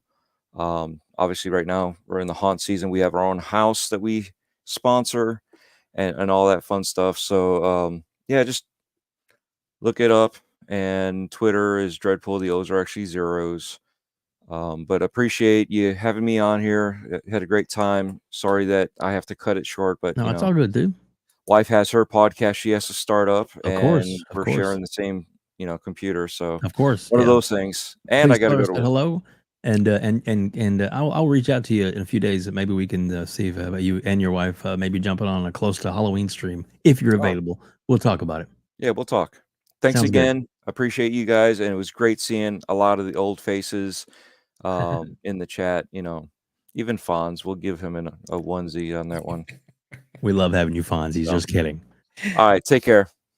All right. All right. Thank you so much. And just to thanks to Dreadpool for being here. Please to hit the like and subscribe button on this channel and on his channel. Everything's in the description below, whether you're listening later on audio or if you're watching us right now, either on YouTube. Please let's see. There is a Fonz, I'll bring you in if you want to. I'll send you a link if you want to join us. You're more than welcome to, buddy. Yeah, we just I've assumed you always were wanted to have busy, you on the dude. show. I'm surprised you're in here, right? Because otherwise we'd be doing ours, right? Normally we do ours on Sunday. Exactly. But yeah. Epic Treasure. We got to talk to her real quick. Talk about her real quick. She's in the chat. She's amazing. Epic, if you don't mind, drop the link to your YouTube channel because you have the power to do that in the chat, so people can click on it, make sure they subscribe to you. She has done something really cool. Which she has great content on there all the time. A lot of walkthroughs, a lot of playthroughs, and she speaks her mind, which I love, absolutely love it. But she started doing these basically audiobook reading. She's reading, I think it's Bram Stoker's Dracula by the chapters, and she's releasing them as chapters. And if anybody knows Epic, which I've talked to her about this before, she has a very, let's just say, sexy voice. So let's just say ASMR is what she's getting around, and don't get embarrassed. We know we love you. We know we love you. So yeah, there you go. So good. So it's there in the if you guys get a chance to click on it. Epic Treasure. She is amazing content creator, and we love it. And Epic, just so you know, would love to have you on again whenever you feel like you want to join us again. I know it's hard for you to get on. Is it Bram Stoker? Stoker, not Stroker. I'm so tired. I can't believe it. Fuzzy's just laughing his ass off at me. The guy who wrote Dracula. What is that, Fuzzy? How do you pronounce it? I think it's Bram Stoker. Bram Stoker. Yeah, it's Okay. Bram Stoker. Bram Stoker. There you go. There you go. So yeah. But anyway, she does an amazing job of reading it, and it's very cool. So definitely subscribe to her channel and check it out. Guys, where do we go for Stoker if you want? Yeah, there we go. Yeah. Okay. All right, let's not clip that one. Thanks, appreciate it. Alrighty. Okay, so anyway, but yeah, she does an amazing job, and she's got chapter, I think 1 and 2, maybe more up by now. So I'm sure she's going to finish the whole book here before long. So we definitely want to check on that. It's awesome. It's awesome. Like I said, she does a great read. All right. So, let's see. Okay. I misspoke. Jesus. Yeah. Bam Stroker. All right. Alrighty. So, Corkenstein, save us, please, for the love of sweet baby Jesus.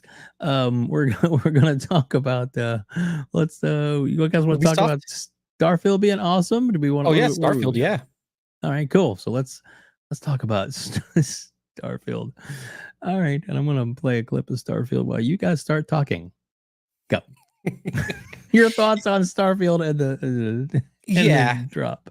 Yeah, I loved it. I think it's getting again, a bad. It's not getting a fair shake again. The grifters are in full force. The people that were giving it 9s and 10s are now gotten beaten down so bad that they feel like they have to give it, 5s and 4s and stuff like that. I just saw Fonz's comment. Yeah, it's that Twitter games again. If somebody was like, "Oh, it's super buggy," I'd be like, "Yep, it's Bugthesda." That's just what it is. They've had that moniker for a while. They've been known. That's their nickname. That's just what it's been. But some people just you don't have 2 companions. Or there's no new companions. I mean, you get 2 of them. I ran into a big issue with it. When I first started, I got a showstopper bug. Pretty much what that is it's basically the game stops. Basically, you can't either progress or it's a consistent crash that you can constantly reproduce. It's basically a showstopper. It just ends the game basically for the user or for the player, which happened to me. There's a part where you have to turn on a gravity in this in the ship, and it wouldn't interact with my thing. So that was something I was like, oh yeah, it's Bethesda. Luckily, I knew enough of the console command system that I could type up something and it skipped and triggered the next scene. So I was able to get past that point. But yeah, it's interesting how much hate this game's getting when it's actually so visibly just gorgeous. The mechanics in it are just, they work so well. But it's the usual grifters, like this game sucks, but here's a guide on how to play it, and it's like, it's that SEO kind of, circle jerk that, all of them are doing. One person says it, and then so the next person has to say it, and then you create this narrative.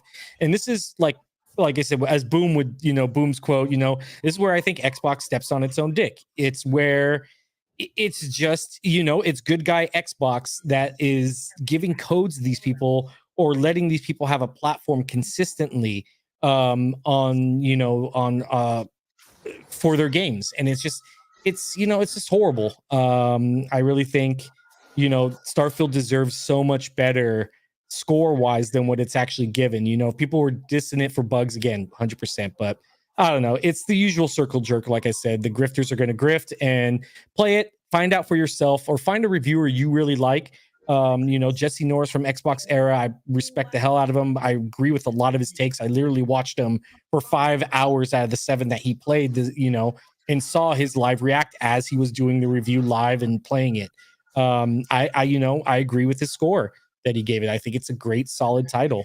But again, people that don't play are going to run with the narratives. Oh, it's a 5 or 6. You have these people that rushed through it. You're going to lose a lot of that nuance, a lot of that charm that makes a Bethesda game Bethesda. Especially, if you're trying to rush, again, this is how you miss 2 companions, that kind of deal. So anyways, yeah, I play it, find a review that you like. But I think it's awesome. I really loved it. I think I have like 10 days or something with it. I got to look it up and see. I've been playing it a ton before it came out. So I'm pretty sure I have a good amount of hours on it to speak on it. Very cool. Very cool. Yeah. I love it. I love it. I love it. I think it's, I'm glad that they did the, early, they added the vehicle, as it were. And hopefully there'll be more vehicles available. Yeah, there's a lot of good content. Ram jokes just keep going. Yeah, they do. Thanks. Yeah. Alrighty then.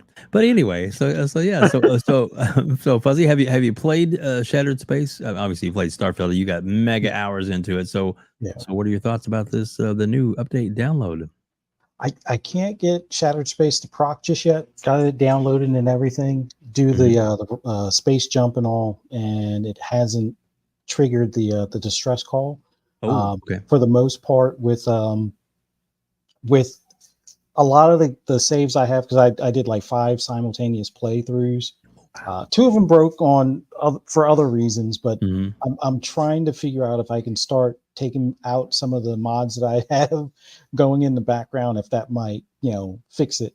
And like I tend to jump between console and PC, and I didn't want to take the chance, even though I'm on the road and I got my Series S with me. Right. I didn't want to take the chance and then possibly break it even further. But I did get to play since the update with the rover, which the fact that it can shoot and do space jumps, especially on planets with low gravity and stuff, that's been a ton of fun. I still like my mods that I have for the jetpack and stuff, but having the rover is a nice added touch. But from what I've seen, as far as a lot of people's gameplay, it looks so beautiful as far as like the sky, the setting, and everything. But when it comes to the people that have like these hot takes on why it's bad and stuff like that, it's like I joked about it on Boom Show on Friday. It's like, hey, if you told me you didn't like hamburgers and I say, well, let's put cheese on it, I'm not going to be surprised if you tell me you don't like cheeseburgers either. It makes sense that if you're going to give a game, the base game, a 7, I can only expect that it's going to probably be a 7 when you go to review the additional content type of deal.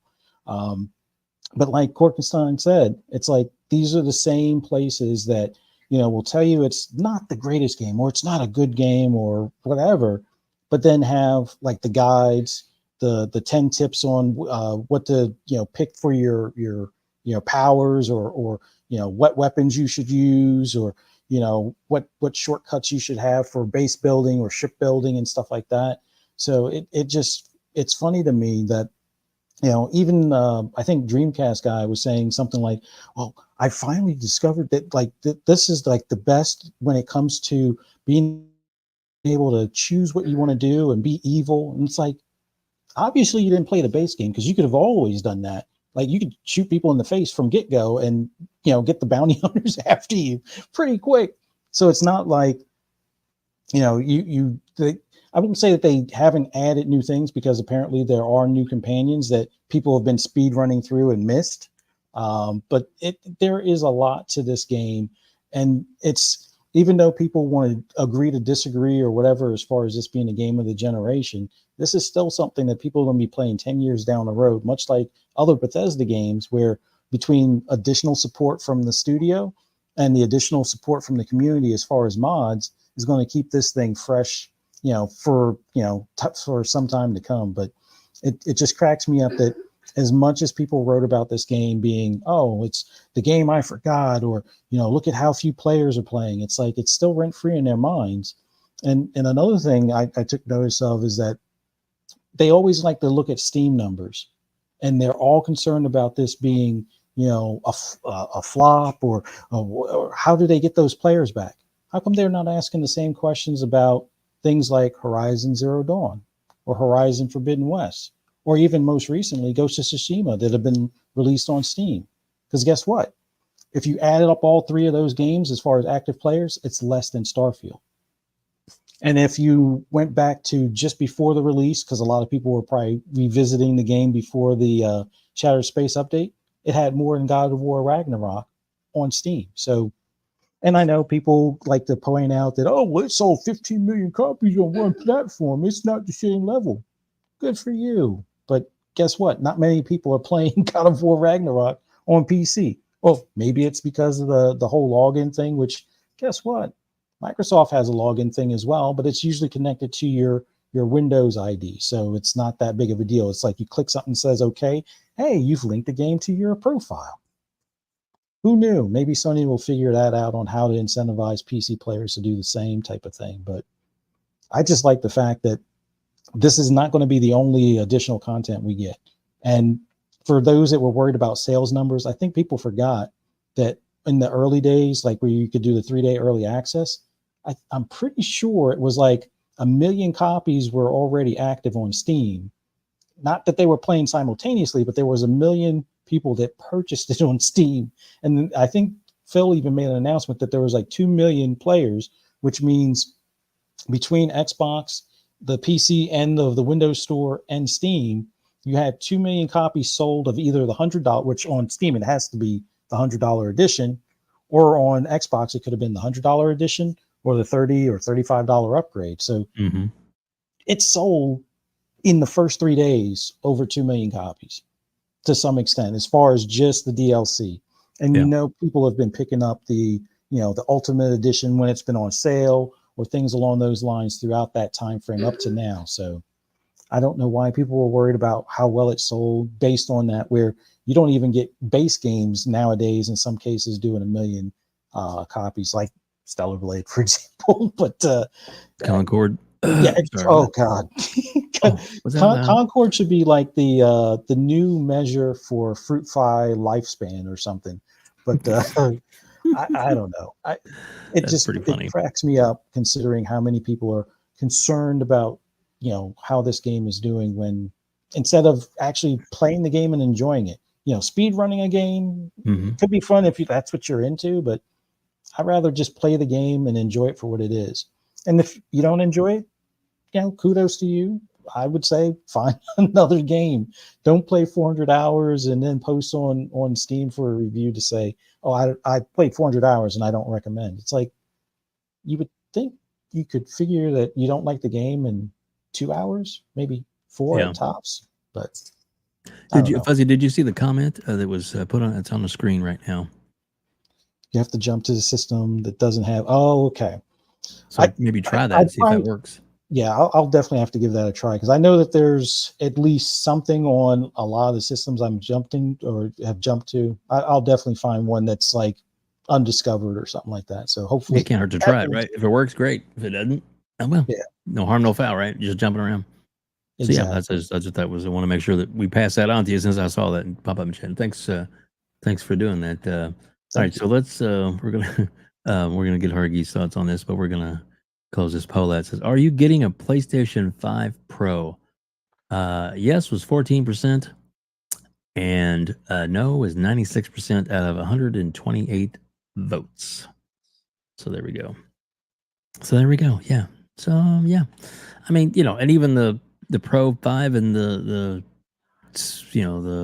the special X or whatever it is they had with Xbox One X or whatever, it didn't sell boatloads, but there are people that were hardcore wanting to play, super hardcore gamers, I guess you'd say, that spent the money on it, because they wanted to, and that was cool. Plus, too, they were a little more affordable than the $700 for this one, which doesn't include the drive or the stand. And I get it, inflation / whatever / Sony wants to make sure they're making money instead of losing money on consoles now because they need the money. That makes more sense. I get it. So, but I don't know. We'll see what's going on. Welcome, Psychonauts. Good to see you, buddy. So there's man. Yeah, a lot of great comments going on in the chat tonight. I really appreciate it. And thank you all for being respectful, as it were. So yeah, we're having a lot of fun tonight. So yeah. Hargeet, what are your thoughts on this? Have you played it? Are you fired up for it? I can't play it. It won't start for me. So I can't. It's a stupid bug of DLC not showing up on PC. And it's not just this one. It's all the DLC just won't work. And so it's very easy to test. When you start your load, it says I can't find the content. And it's like, oh, okay, great. And it's a bug that's been there since September of 2023. Oh, wow. And they have not bothered to fix it. So yeah, I'm like, okay. So I've not had a chance to play it. I'm kind of giving up on it. Like, do you have a console at all? Whatever. Or just a? Well, of course I do, but like if I transfer, then I have to like delete a whole bunch of saves because on PC there's no limit and on Xbox there is. So and I just have no interest in bothering. It's like I got you. Fair enough. It's like whatever. Yeah, Plus, I wanted to really play it on PC because they added all these capabilities to like utilize DLSS, and I'm like, come on, fine. Well, maybe you need to upgrade your PC. I'm just kidding. Yeah, just that'd be kidding. an interesting thing. Yeah, I don't think yours can be upgraded much more than what you have. So yeah, several people like it's not that they can't play it. I think Fonz is running the same thing. There's like it's just for some reason there's just this weird bug and it just sucks. So we can't even try it. So yeah. So I can't really give you anything about it because I haven't been able to play it. As far as like the feel though, like I've seen some like videos on it, and I gotta say some of it does seem like they're not putting enough effort into some of the dialogue, into some of the writing. That's fair. But again, I haven't experienced the whole thing, so I don't know. But from what I saw a little bit here and there, like, yeah, sometimes it is a little lackluster, and that's probably something they need to fix up. So that'd be a good thing to just take as feedback. I don't know the full scope of the negative reviews. If it's not pulling people in, then there's got to be something about that. Some of it's gonna be, I'm sure just it's on Xbox and therefore you suck it. But like I was watching ILP. I think it was Cog and Addict were kind of going into it and saying, well, but there is a drop here, and we're not sure why it's not at a quality level that we expect. Right. And I generally tend to trust Addict and Cog. They are pretty good at what their analysis is. So I gotta say if they're calling it out, there's probably something to it. But again, I have no firsthand experience, so I don't know. I can't really tell you. Cog even called out with the base game, there was a lot of that like, hey, it's not on my preferred platform thing, and it was a great game. Might have had a few issues here and there, but it was overall very good. But this just isn't up to that level for some reason.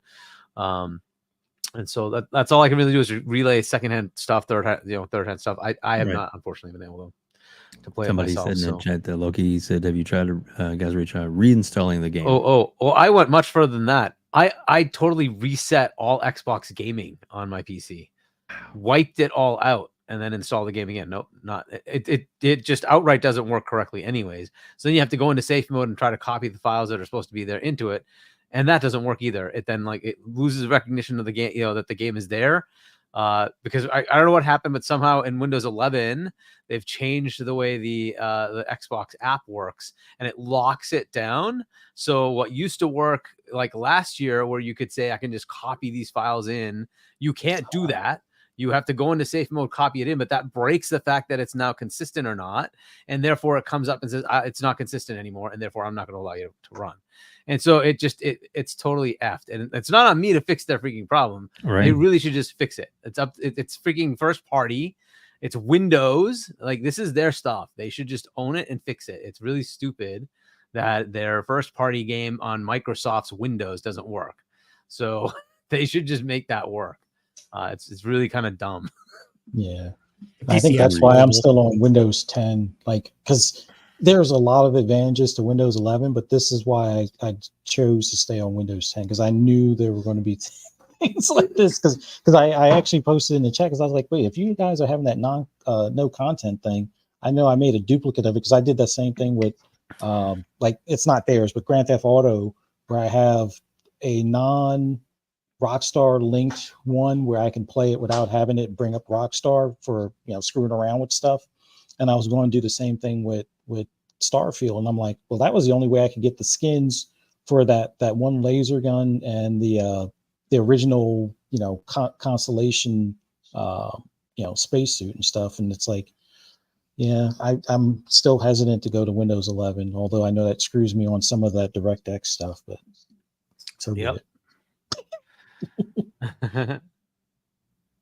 Yeah.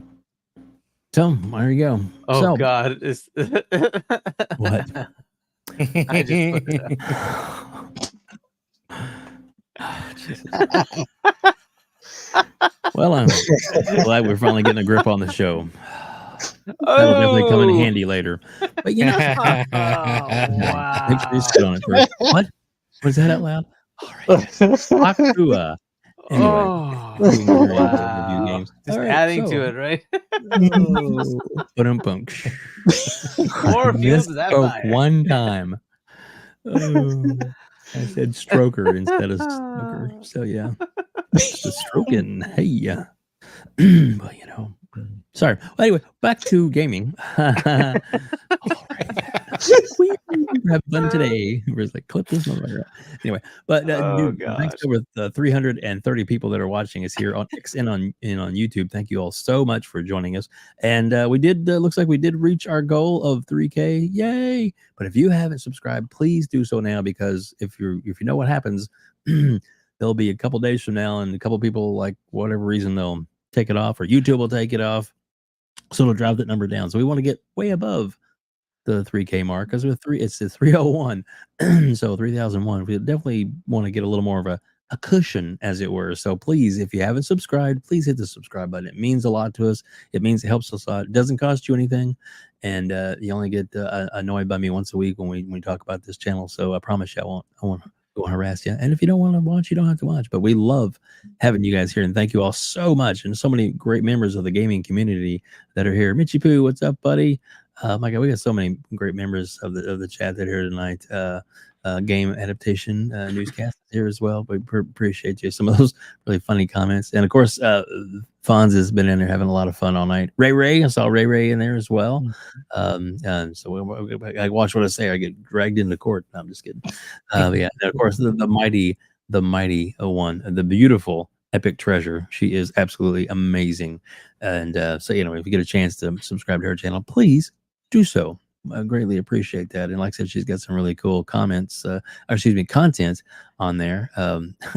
With Bram Stoker's Dracula reading.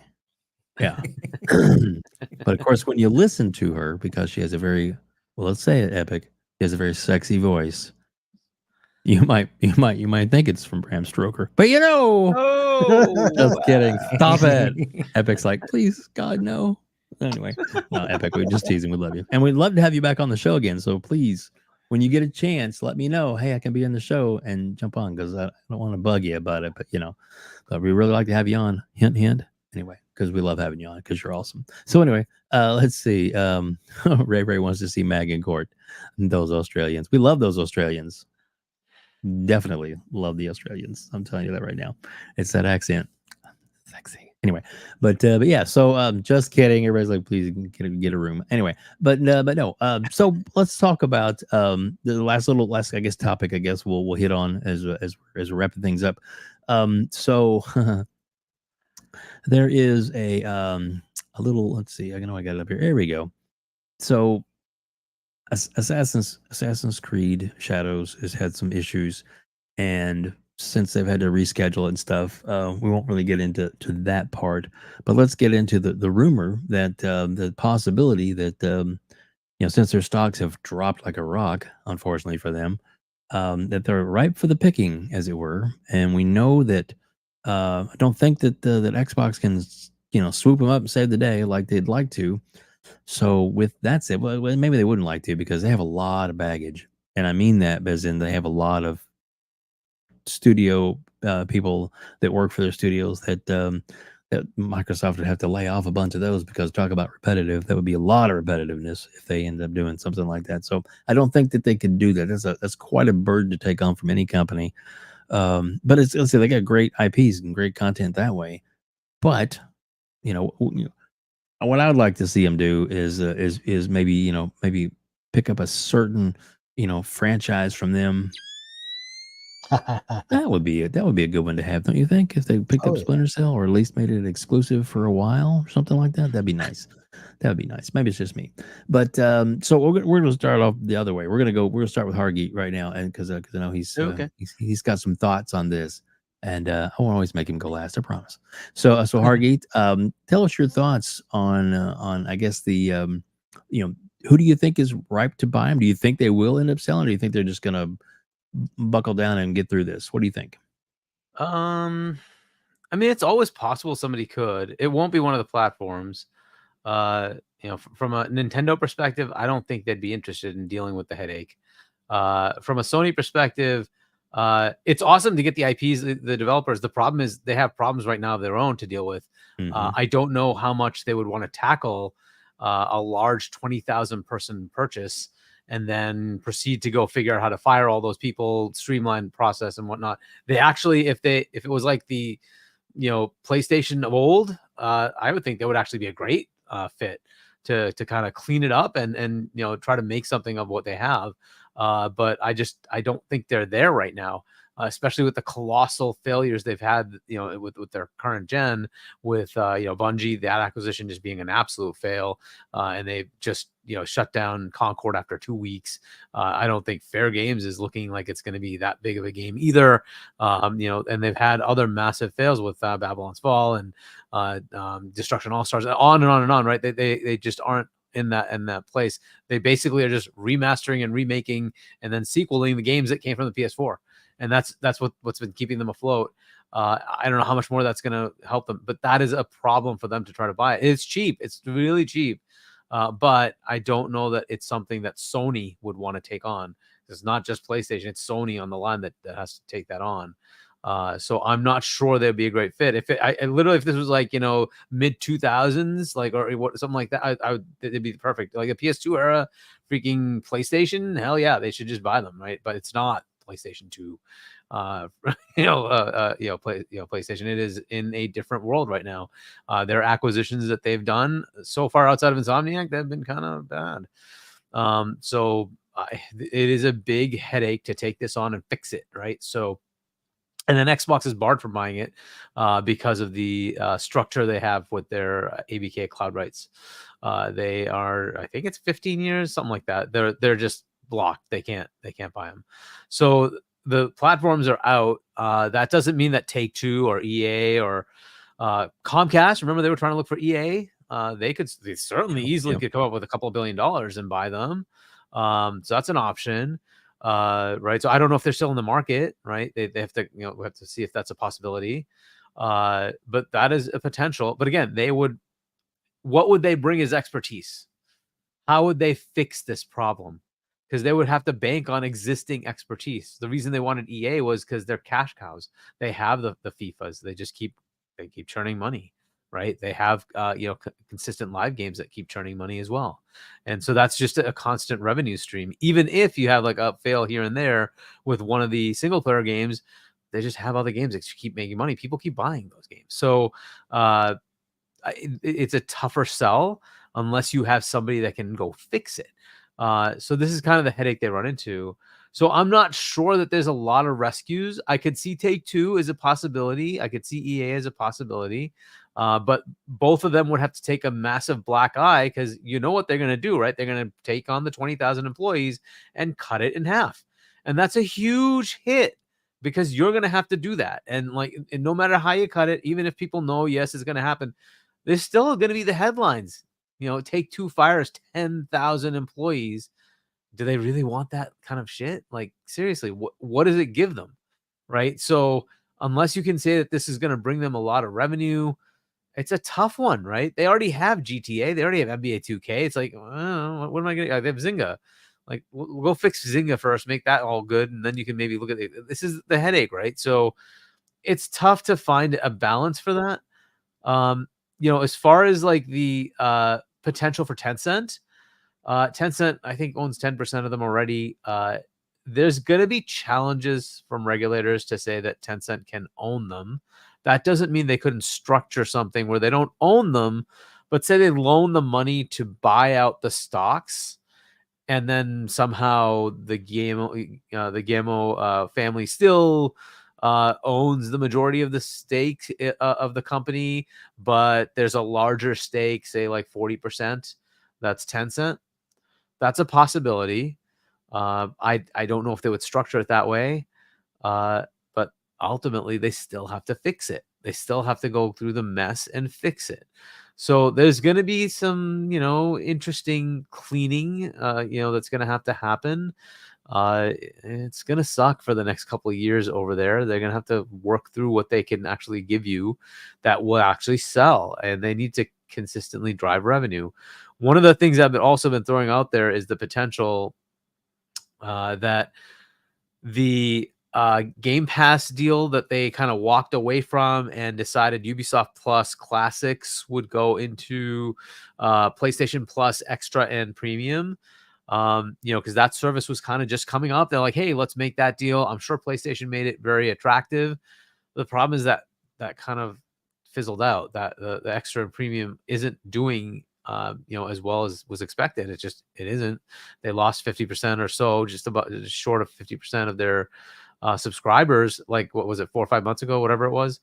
So they're not doing that healthy on that side. I don't know that that's been giving them the revenue they were expecting.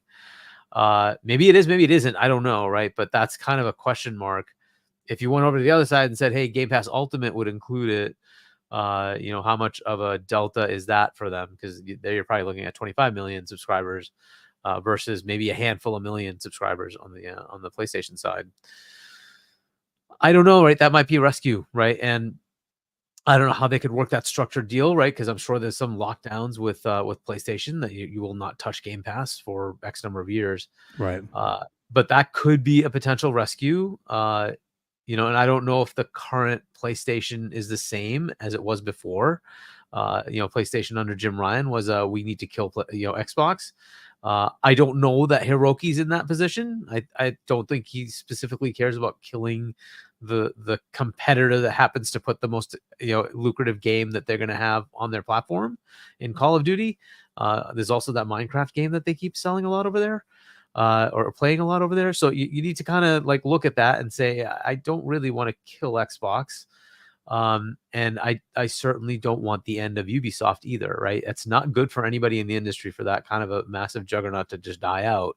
Though in reality, if people don't want your games, that is kind of what happens, right? So we'll have to see how this goes. Maybe Sony relents and says, go ahead, make a deal with Game Pass, and they make some deal and put it in Ultimate, and that gives them some revenue stream, like just a consistent check that comes in. They can just rely on that to sort of keep themselves afloat, and then try to figure out how to fix what's going on, right? It's disappointing to see. I used to love the Assassin's Creed games, except Valhalla just pissed me off so much that I'm like, I don't even want to touch these anymore. That kind of game, just and it's the story elements, the character. I just hated the whole thing, and then it was way over bloated, Oh, you need to spend 180 hours to go through the story. No, I don't want to spend 180 hours to go. No, stop this. Like it was too much, and that hopefully they've learned that lesson. But unfortunately, they've put themselves in such an interesting position with Shadows, with all the little controversial stupidities, right? Like the character thing was one thing, right? But you can maybe even get over that. All the other stupid things that they keep doing, where it's insulting to Japan, like you can't. Why didn't you do your research? You know, you look at Ghost of Tsushima, that thankfully is under a Japanese company, Sony, right? And they're like, no, you're coming over here. And they spent like years over there. Years. The developers spent years over there with Japanese historians to say, okay, what are the minutia? Every little minutia. We're going to try to get this as right as possible, right? That's why you didn't get a backlash, because they didn't do insulting shit.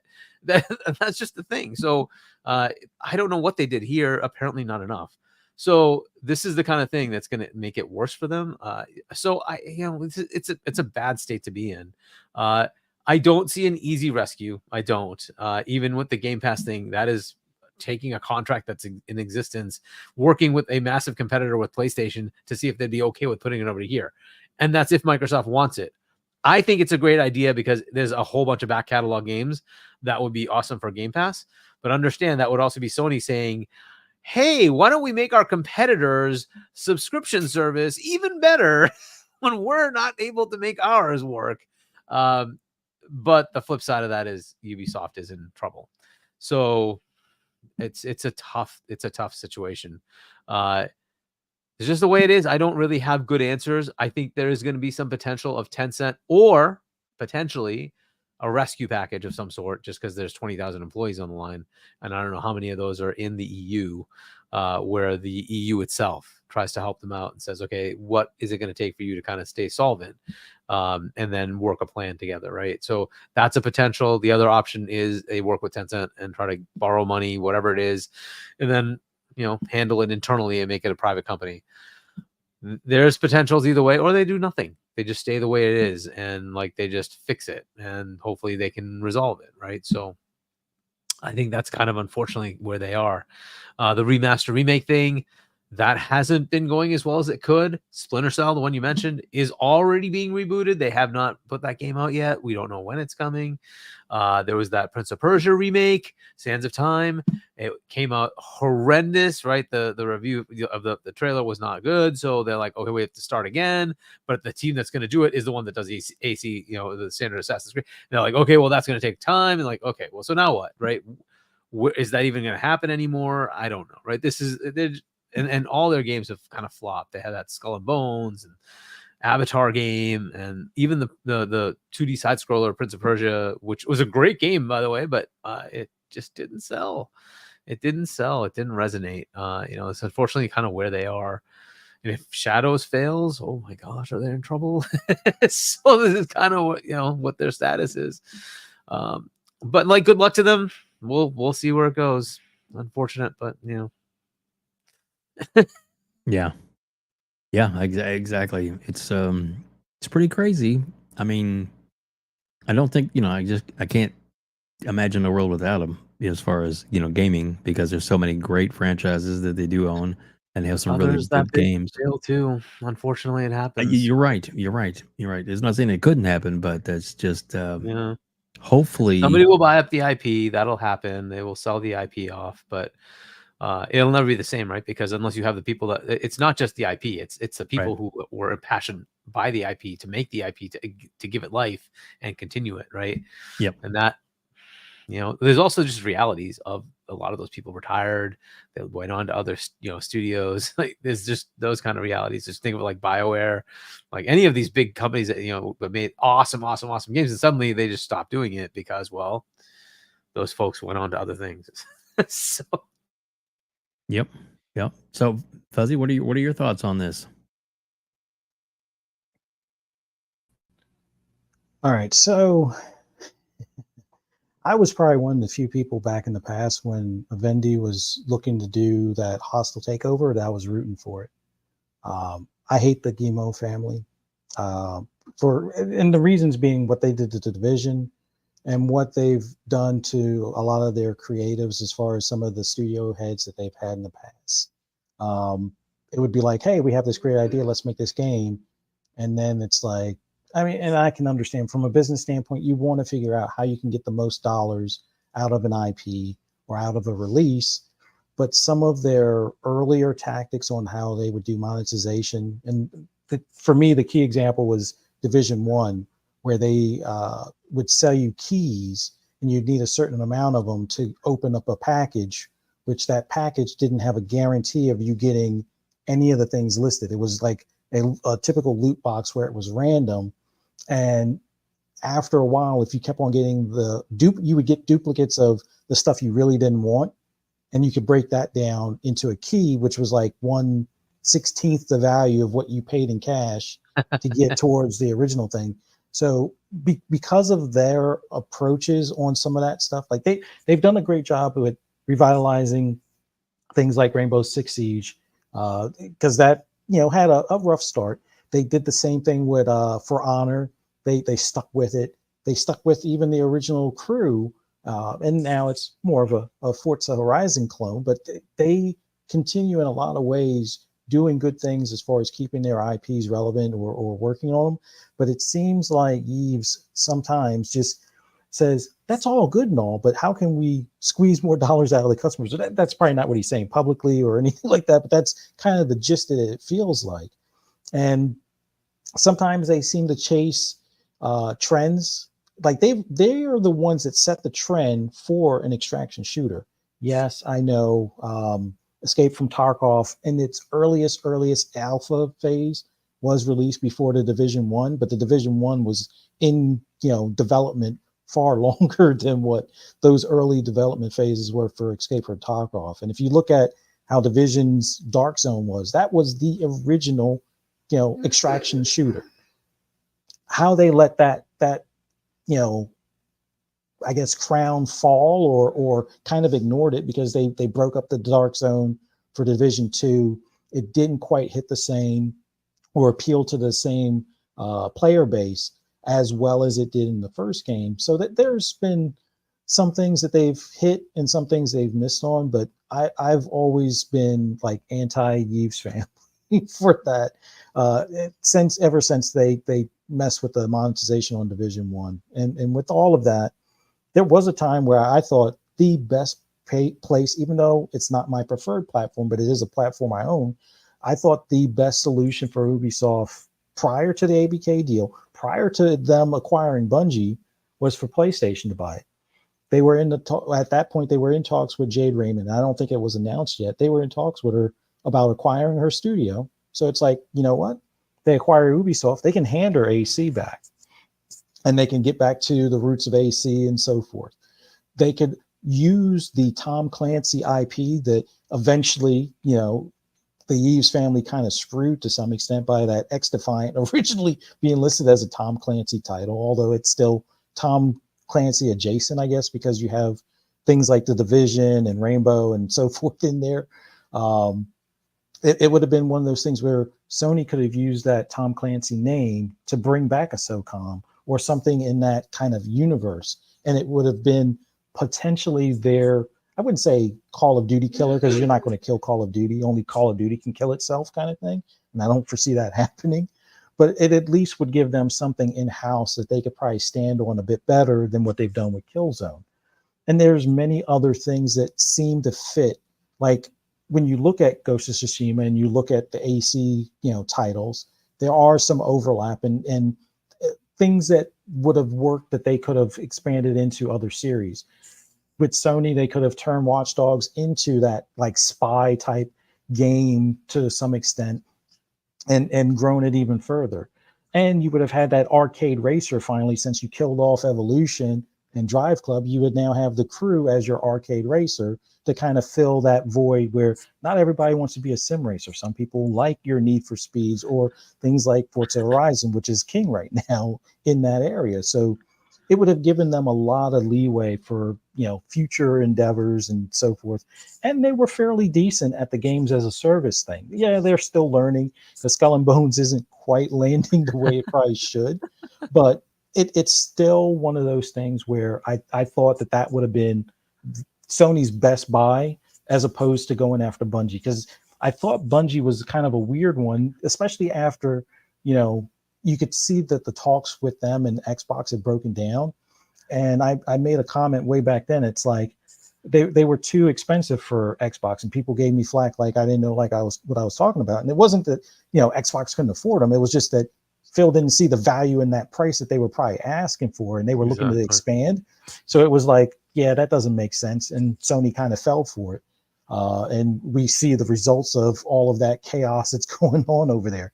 Mismanagement. Where's Jason Schreier with that book about it? But when it comes to the Tencent angle, I remember early on when they were kind of sniffing around at Ubisoft, and rumor had it they really want that Tom Clancy IP. That's pretty much the real thing that they want out of Ubisoft. And some of it, this might be conspiracy theory type stuff, but that's the type of company where they have a lot of mobile shooters. They have a lot of PC shooters that are, under some of their other development teams and things like that. Having that Tom Clancy name would give some of those newer titles that are being worked on a lot more relevance. You put Tom Clancy on this mobile shooter that they have, you stand a much better chance globally having a recognized mobile game to go into their fold and that they can monetize and reiterate in various things. There's so much lore throughout the Tom Clancy universe that would, kind of cover a good bit of their shooters and make them, more of a standout kind of thing. Now, on the flip side of thing, there might be some, I won't go as far as to say some nationalism aspects in there, but there is in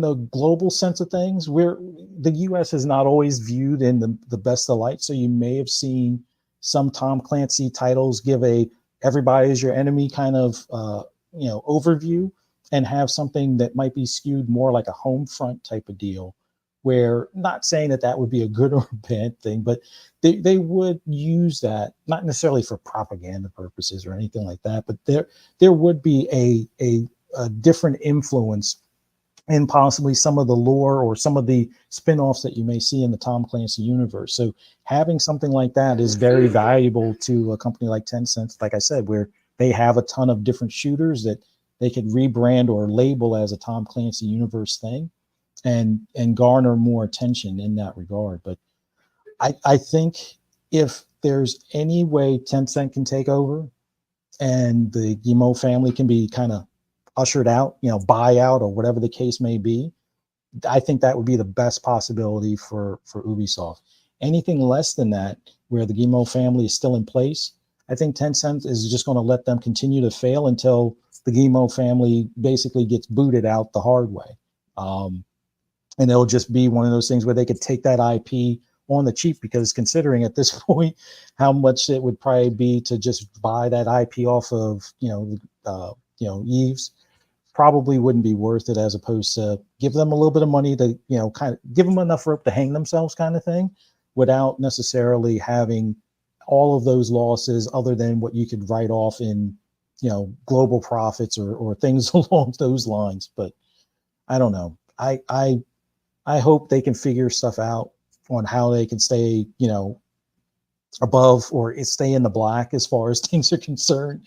But I don't see it, especially with the Guillemot family still being in control or having controlling say, because one thing they've done over the years, it seems like they've kind of chased off some of their talent. Like there's a handful of people that I remember from Red Storm, like one guy in particular that left, and he was like the heart for the whole Dark Zone stuff. They still kept the one guy that was working on Heartland, but then Heartland didn't go to market. So it was all that work for waste. And then the other guy wound up going to WB. So hopefully at some point WB has its own Dark Zone looter shooter or something. But yeah, it just feels like the Guillemot family disincentivized their creatives to the point where that's why things like Skull and Bones took 8 years or however many years, when all we wanted was a Black Flag ship combat game. And then to talk about doing a remaster of Black Flag, it's like, didn't you make this mistake when you talked about making Skull and Bones initially? Or are we going to, is history going to repeat itself type of thing? But I don't know. The Guillemot family just needs to get out of the picture. And I'm not advocating violence or anything like that. I don't want them to disappear or anything like that. I just want them to retire from gaming, and gaming would be better for it, or at least that's my. I mean, we don't know if like part of that family might do better than Eve's, right? We don't know if there isn't somebody else that has more of a passion to continue this, right? That's also a potential. So I don't know if like the structure itself will work or not. It's a good point though. It's like maybe it is a leadership issue. It also could just be a cultural change, right? And it also could be that they were growing along with gaming when everything was good, and then like everybody else, it's kind of plateauing right now, and they're feeling it just like many others. So there's some potential of that. Yeah, if that Vivendi thing happened, though, for those who don't know, Vivendi folded into Activision. If they had bought them, it wouldn't just be ABK, it'd be ABK Ubisoft. But yeah, one thing I'm kind of curious. I don't know if it would actually work or not. For me, it would. But imagine having like sort of an actual thriller story on the Tom Clancy level. You know, like the movies were all kind of suspense thrillers that were, you know, using intellect, understanding what's going on, and then going through the action, right? And I wonder if that would translate well. Like you can kind of say maybe like Splinter Cell kind of has it, but it's very stealth focused. You're kind of doing missions. There's not a lot of like actual trying to resolve what's happening. It's more just do the mission, right? I wonder if that would actually translate well into a game where you kind of have more of a an adventure along with the action.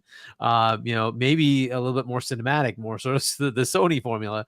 But I think that might actually be a potential game. I mean, I would love something like that. I don't know how much that would work for others. Every time I see puzzle type games, people usually don't like them, right? So it just depends on the gamer. But I think a mix like that would be very interesting. But again, they probably have done the research to say, yeah, a lot of gamers would just run away from that.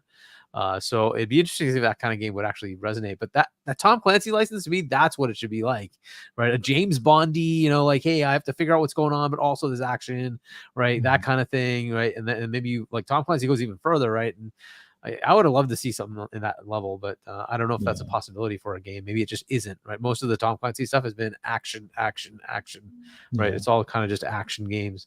But yeah, that'd be kind of interesting to me, but I don't know if they ever thought about that.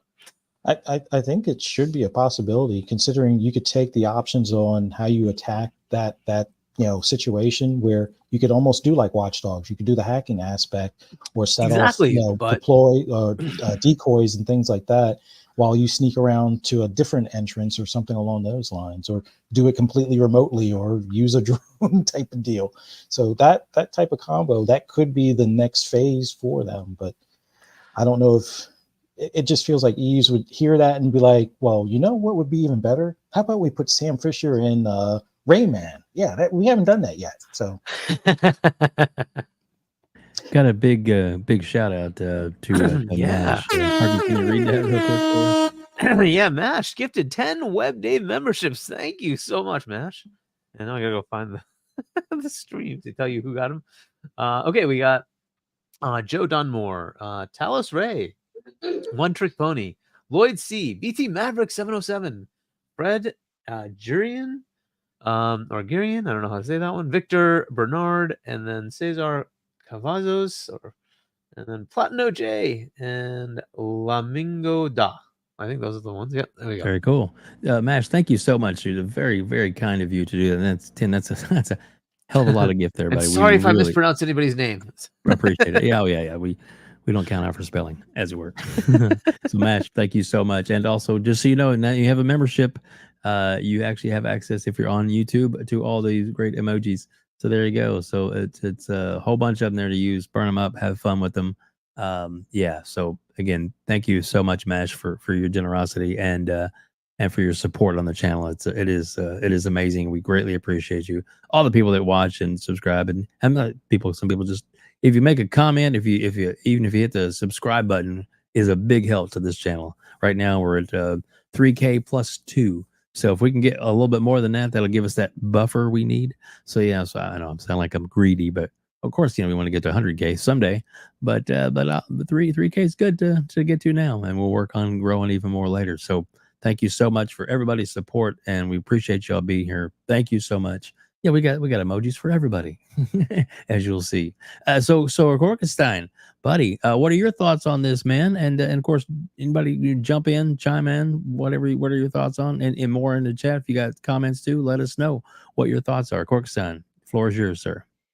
Yeah, I have a bad feeling that Tencent, if they do go through with it, they're pretty much just gonna gut Ubi and take the IPs pretty much, and then that's it. They're just gonna gut all the IPs out, keep them for themselves. They may bring some of the talent over. I don't have a good feeling about it with them on what they would do. But I don't think Ubi is in the position to sell yet. Maybe kind of polarizing, but honestly, I think they'll probably cancel Ubisoft Plus first, because looking at how I subscribe to it, I was able to play the last Assassin's Creed game, Mirage, for $20 Ultimate Edition, or $18, I think it is, Ultimate Edition, canceled in 1 month. I only paid $18 for Star Wars Outlaws Ultimate Edition, finished it, canceled it in the month.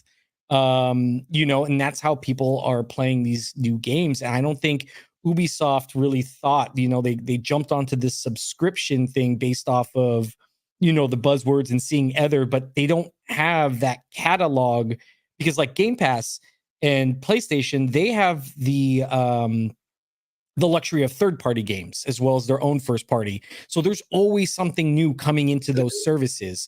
With Ubisoft Plus, you pretty much just have what they already have, which majority of gamers that grew up, like we were saying, grew up with Ubisoft, and they've played these games, and I doubt they're really going to go back to a lot of them.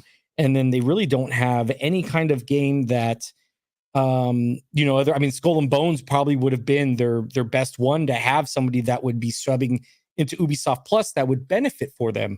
But I don't, that we know how that game's going. I think they made a big mistake trying to do Ubisoft Plus. For us consumers, it's great. For them as a business, I think it was a big misstep and a misfire that's cost them very dearly.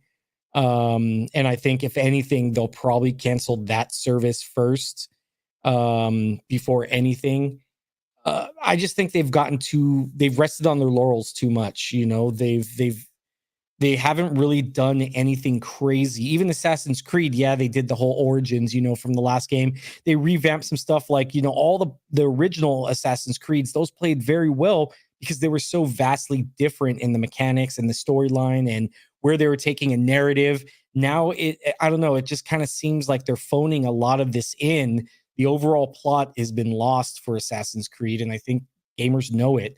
It's mostly a lot of people that are playing it is mostly for that nostalgia of, I've always played every Assassin's Creed, I can't miss this one, that kind of thinking and mentality. I really hope. I've heard some promising things about Assassin's Creed Shadows, that they were doing like a possible base building aspect of it, things like that would have really transformed the series and taken it to a new ground. Even like I said, Fuzzy has an awesome point that, in Hargeet, the Rainbow Six, Tom Clancy, there's so much there they could do with it, but they've just kind of left it at Rainbow Six Siege. And I'm not saying that, they could just make a game like that and it's going to be great or successful, but they have Splinter Cell. There's just so much they can do that they've just rested on like the same IPs over and over and over again. And now they're stuck. They're not seeing these returns. Gamers want more. We're seeing a lot of the rise of indies as well, where we're getting these new crazy kind of genres of hybrids, and the industry and the gaming space is changing on what people like and what they expect from games. They're expecting a lot more complexity sometimes, or sometimes you can have the viral hit that's very simple, like Among Us, that kind of thing. It just bloomed 2 years after it released, but I don't know.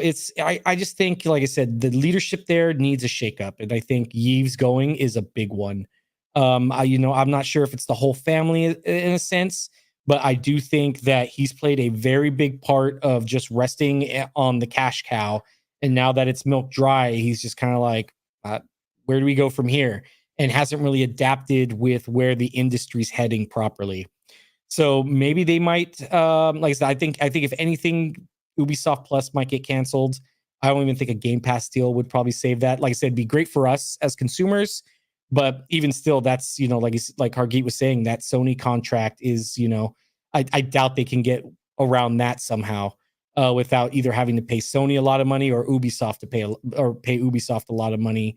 Yeah, it sucks because I love the Ubisoft games. I really do. They're a classic. They're a staple in the gaming industry. Like we were saying, we all grew up with them. But I just don't think they're in a very great place right now due to just lack of leadership and lack of innovation with their titles. Agreed.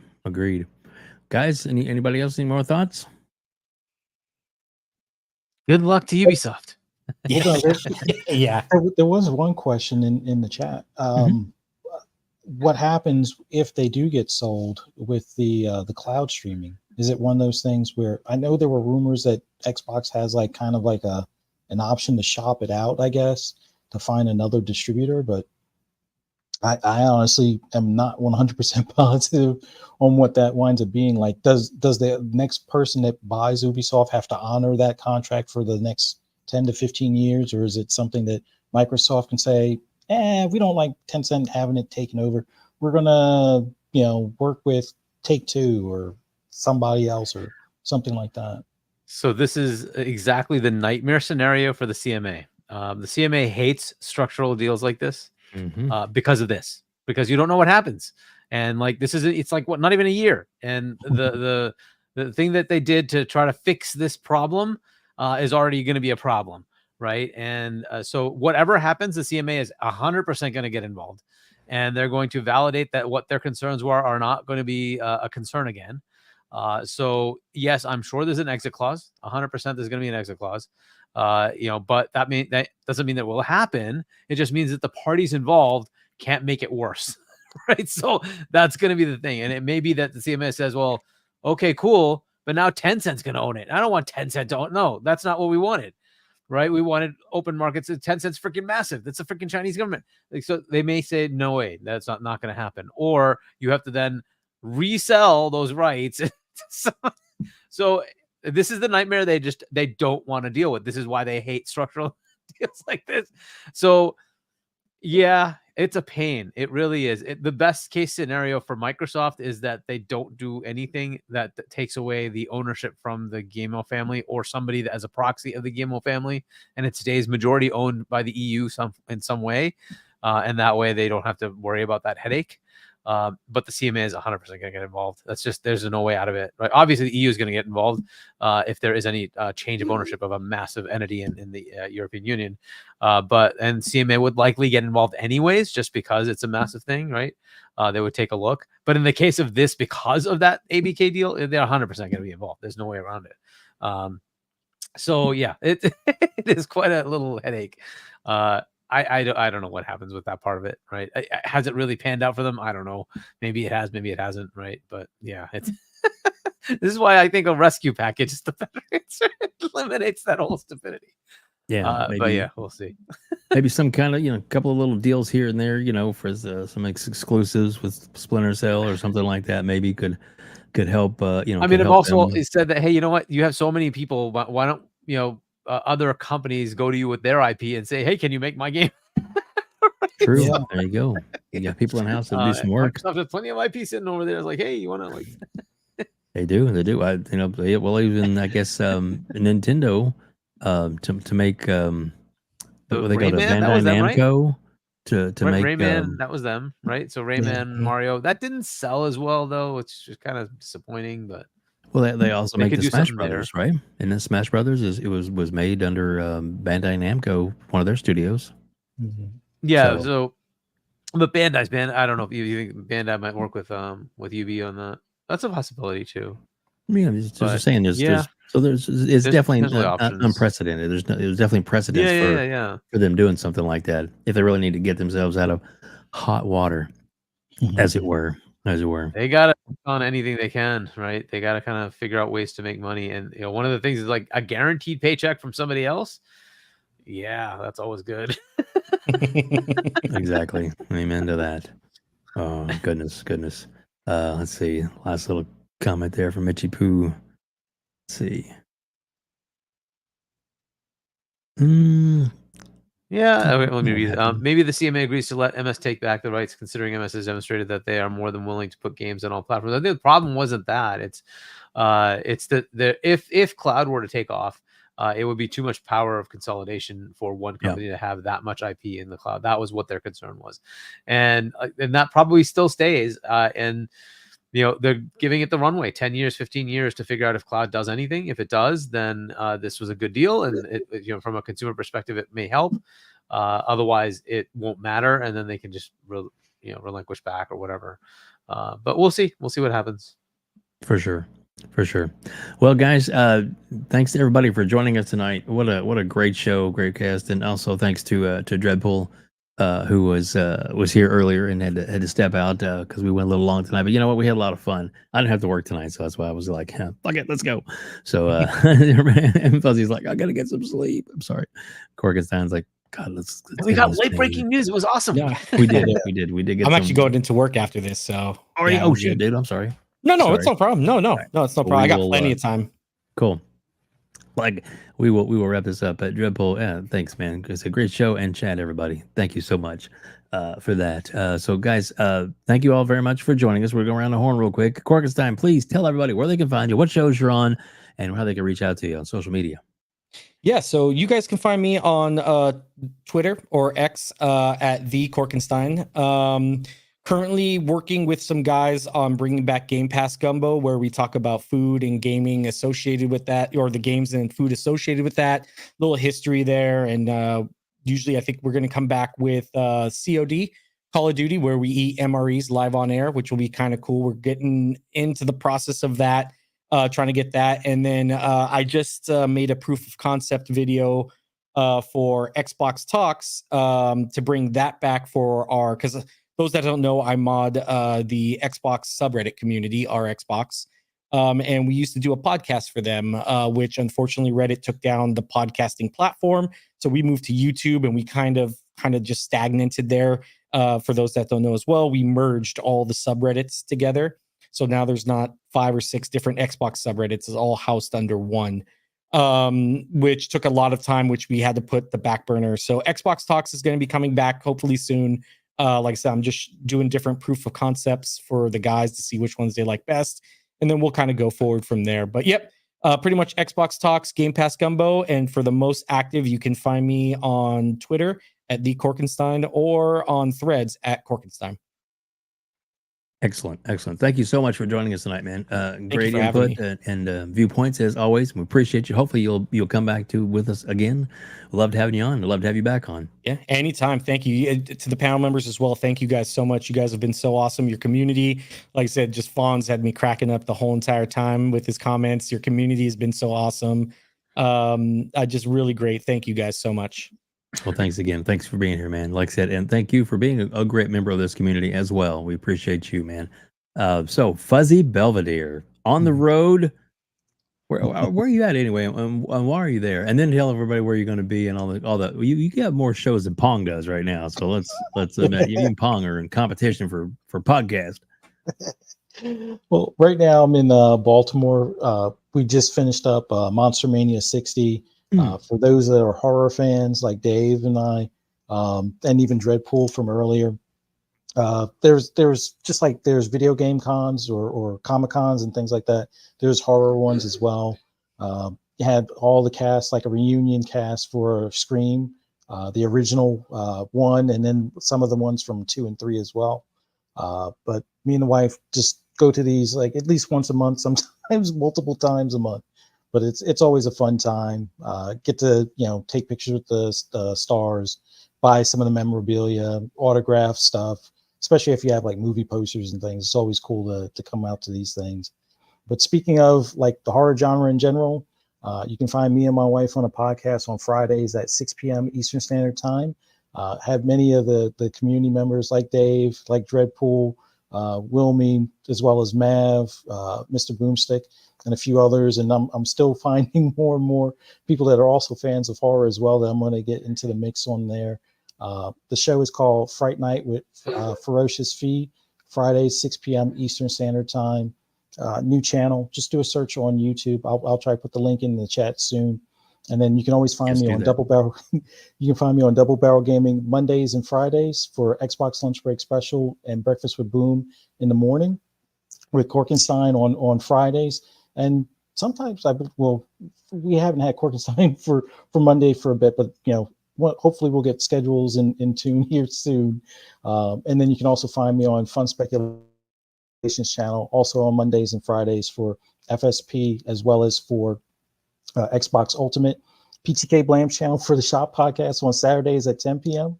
And then, although it's not going to be, well, not this Sunday, but we're going to have a show for Pixelated Echoes, me and 3-Bit, on Wednesday this coming week.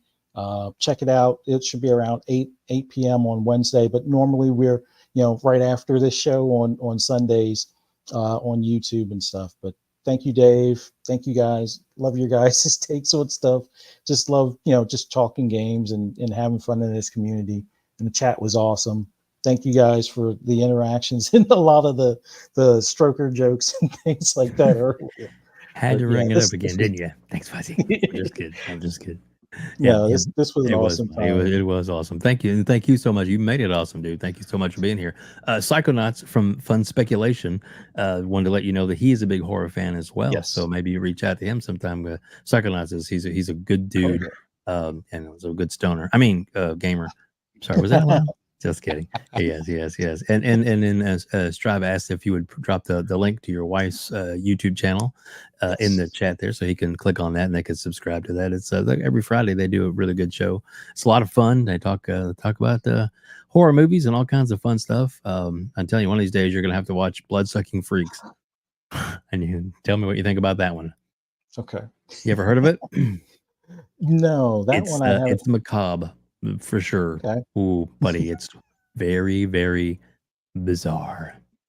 It's one of those where the Bram Stoker is special.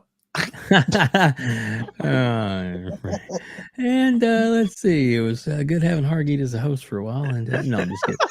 Just kidding. So yeah, here's what we do. We go, what happened to Hargeet? Oh, there he is. Hargeet's back. I'm just playing with you, dude. You can do the same thing to me. I got to be careful.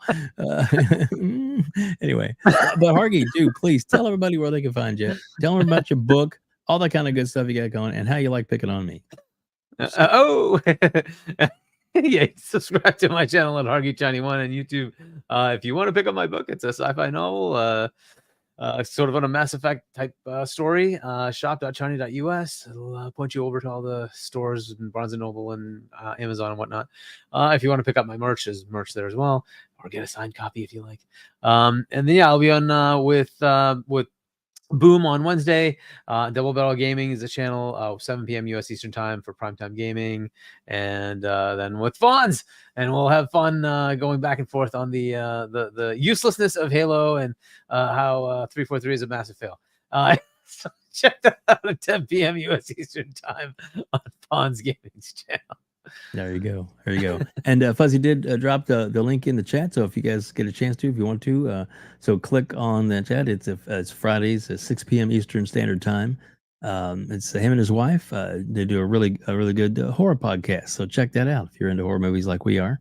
Love them. Like I got a real good friend, Dave Snyder, who's actually a special effects. Excuse me, he's now an award-winning makeup effects artist who's a good friend of mine, and we'll have to see if we can try and work it out one time, Fuzzy, when we can maybe get him to jump on with you guys, because you guys would be blown away by all the horror movies that he's worked on, and he's a very talented guy and very down to earth, and like I said, local, grew up with him kind of thing. So we went to different high schools, but I was real good friends with his brother, and of course through that we became really good friends. So yeah, he's super nice makeup effects artist, and very practical, as it were. Nice. And effects. So yeah, so we'll see if we can maybe work that out in the future. But guys, thank you all so much for being here. And of course, if you get a chance before you leave, if you like this video, please hit the like button. Thanks, Dirt Greedy. We love Dirt and Sean. Oh, Sean, him. Speaking of Sean, Sean, what do you think of the show tonight? That's what I thought. Thanks, Sean. Appreciate that. Anyway, so thanks everybody for listening. Thanks everybody for joining us. And if you don't mind, if you haven't done it already, please hit the subscribe button on YouTube. We would greatly appreciate it. Need a few more to make sure we kind of locked in at that 3K. But thank you all again for helping us get to 3K. Thanks to Mash and everybody who donated the members. We appreciate that so much. It's great having everybody here, and we'll be back again next week. I'm not sure who's going to be on as our host, but it's gonna be good because I have a feeling we're gonna have a lot to talk about as the weeks keep going and we're closer to the end of the year and these big games start dropping. We got Call of Duty coming. It's absolutely amazing. I mean, they dropped on a Sunday. They dropped about Halo, and we talked all about it. So please, if you haven't watched this all the way through, start over and watch it. We appreciate that. And thanks to everybody here joining us on the Gamers Council.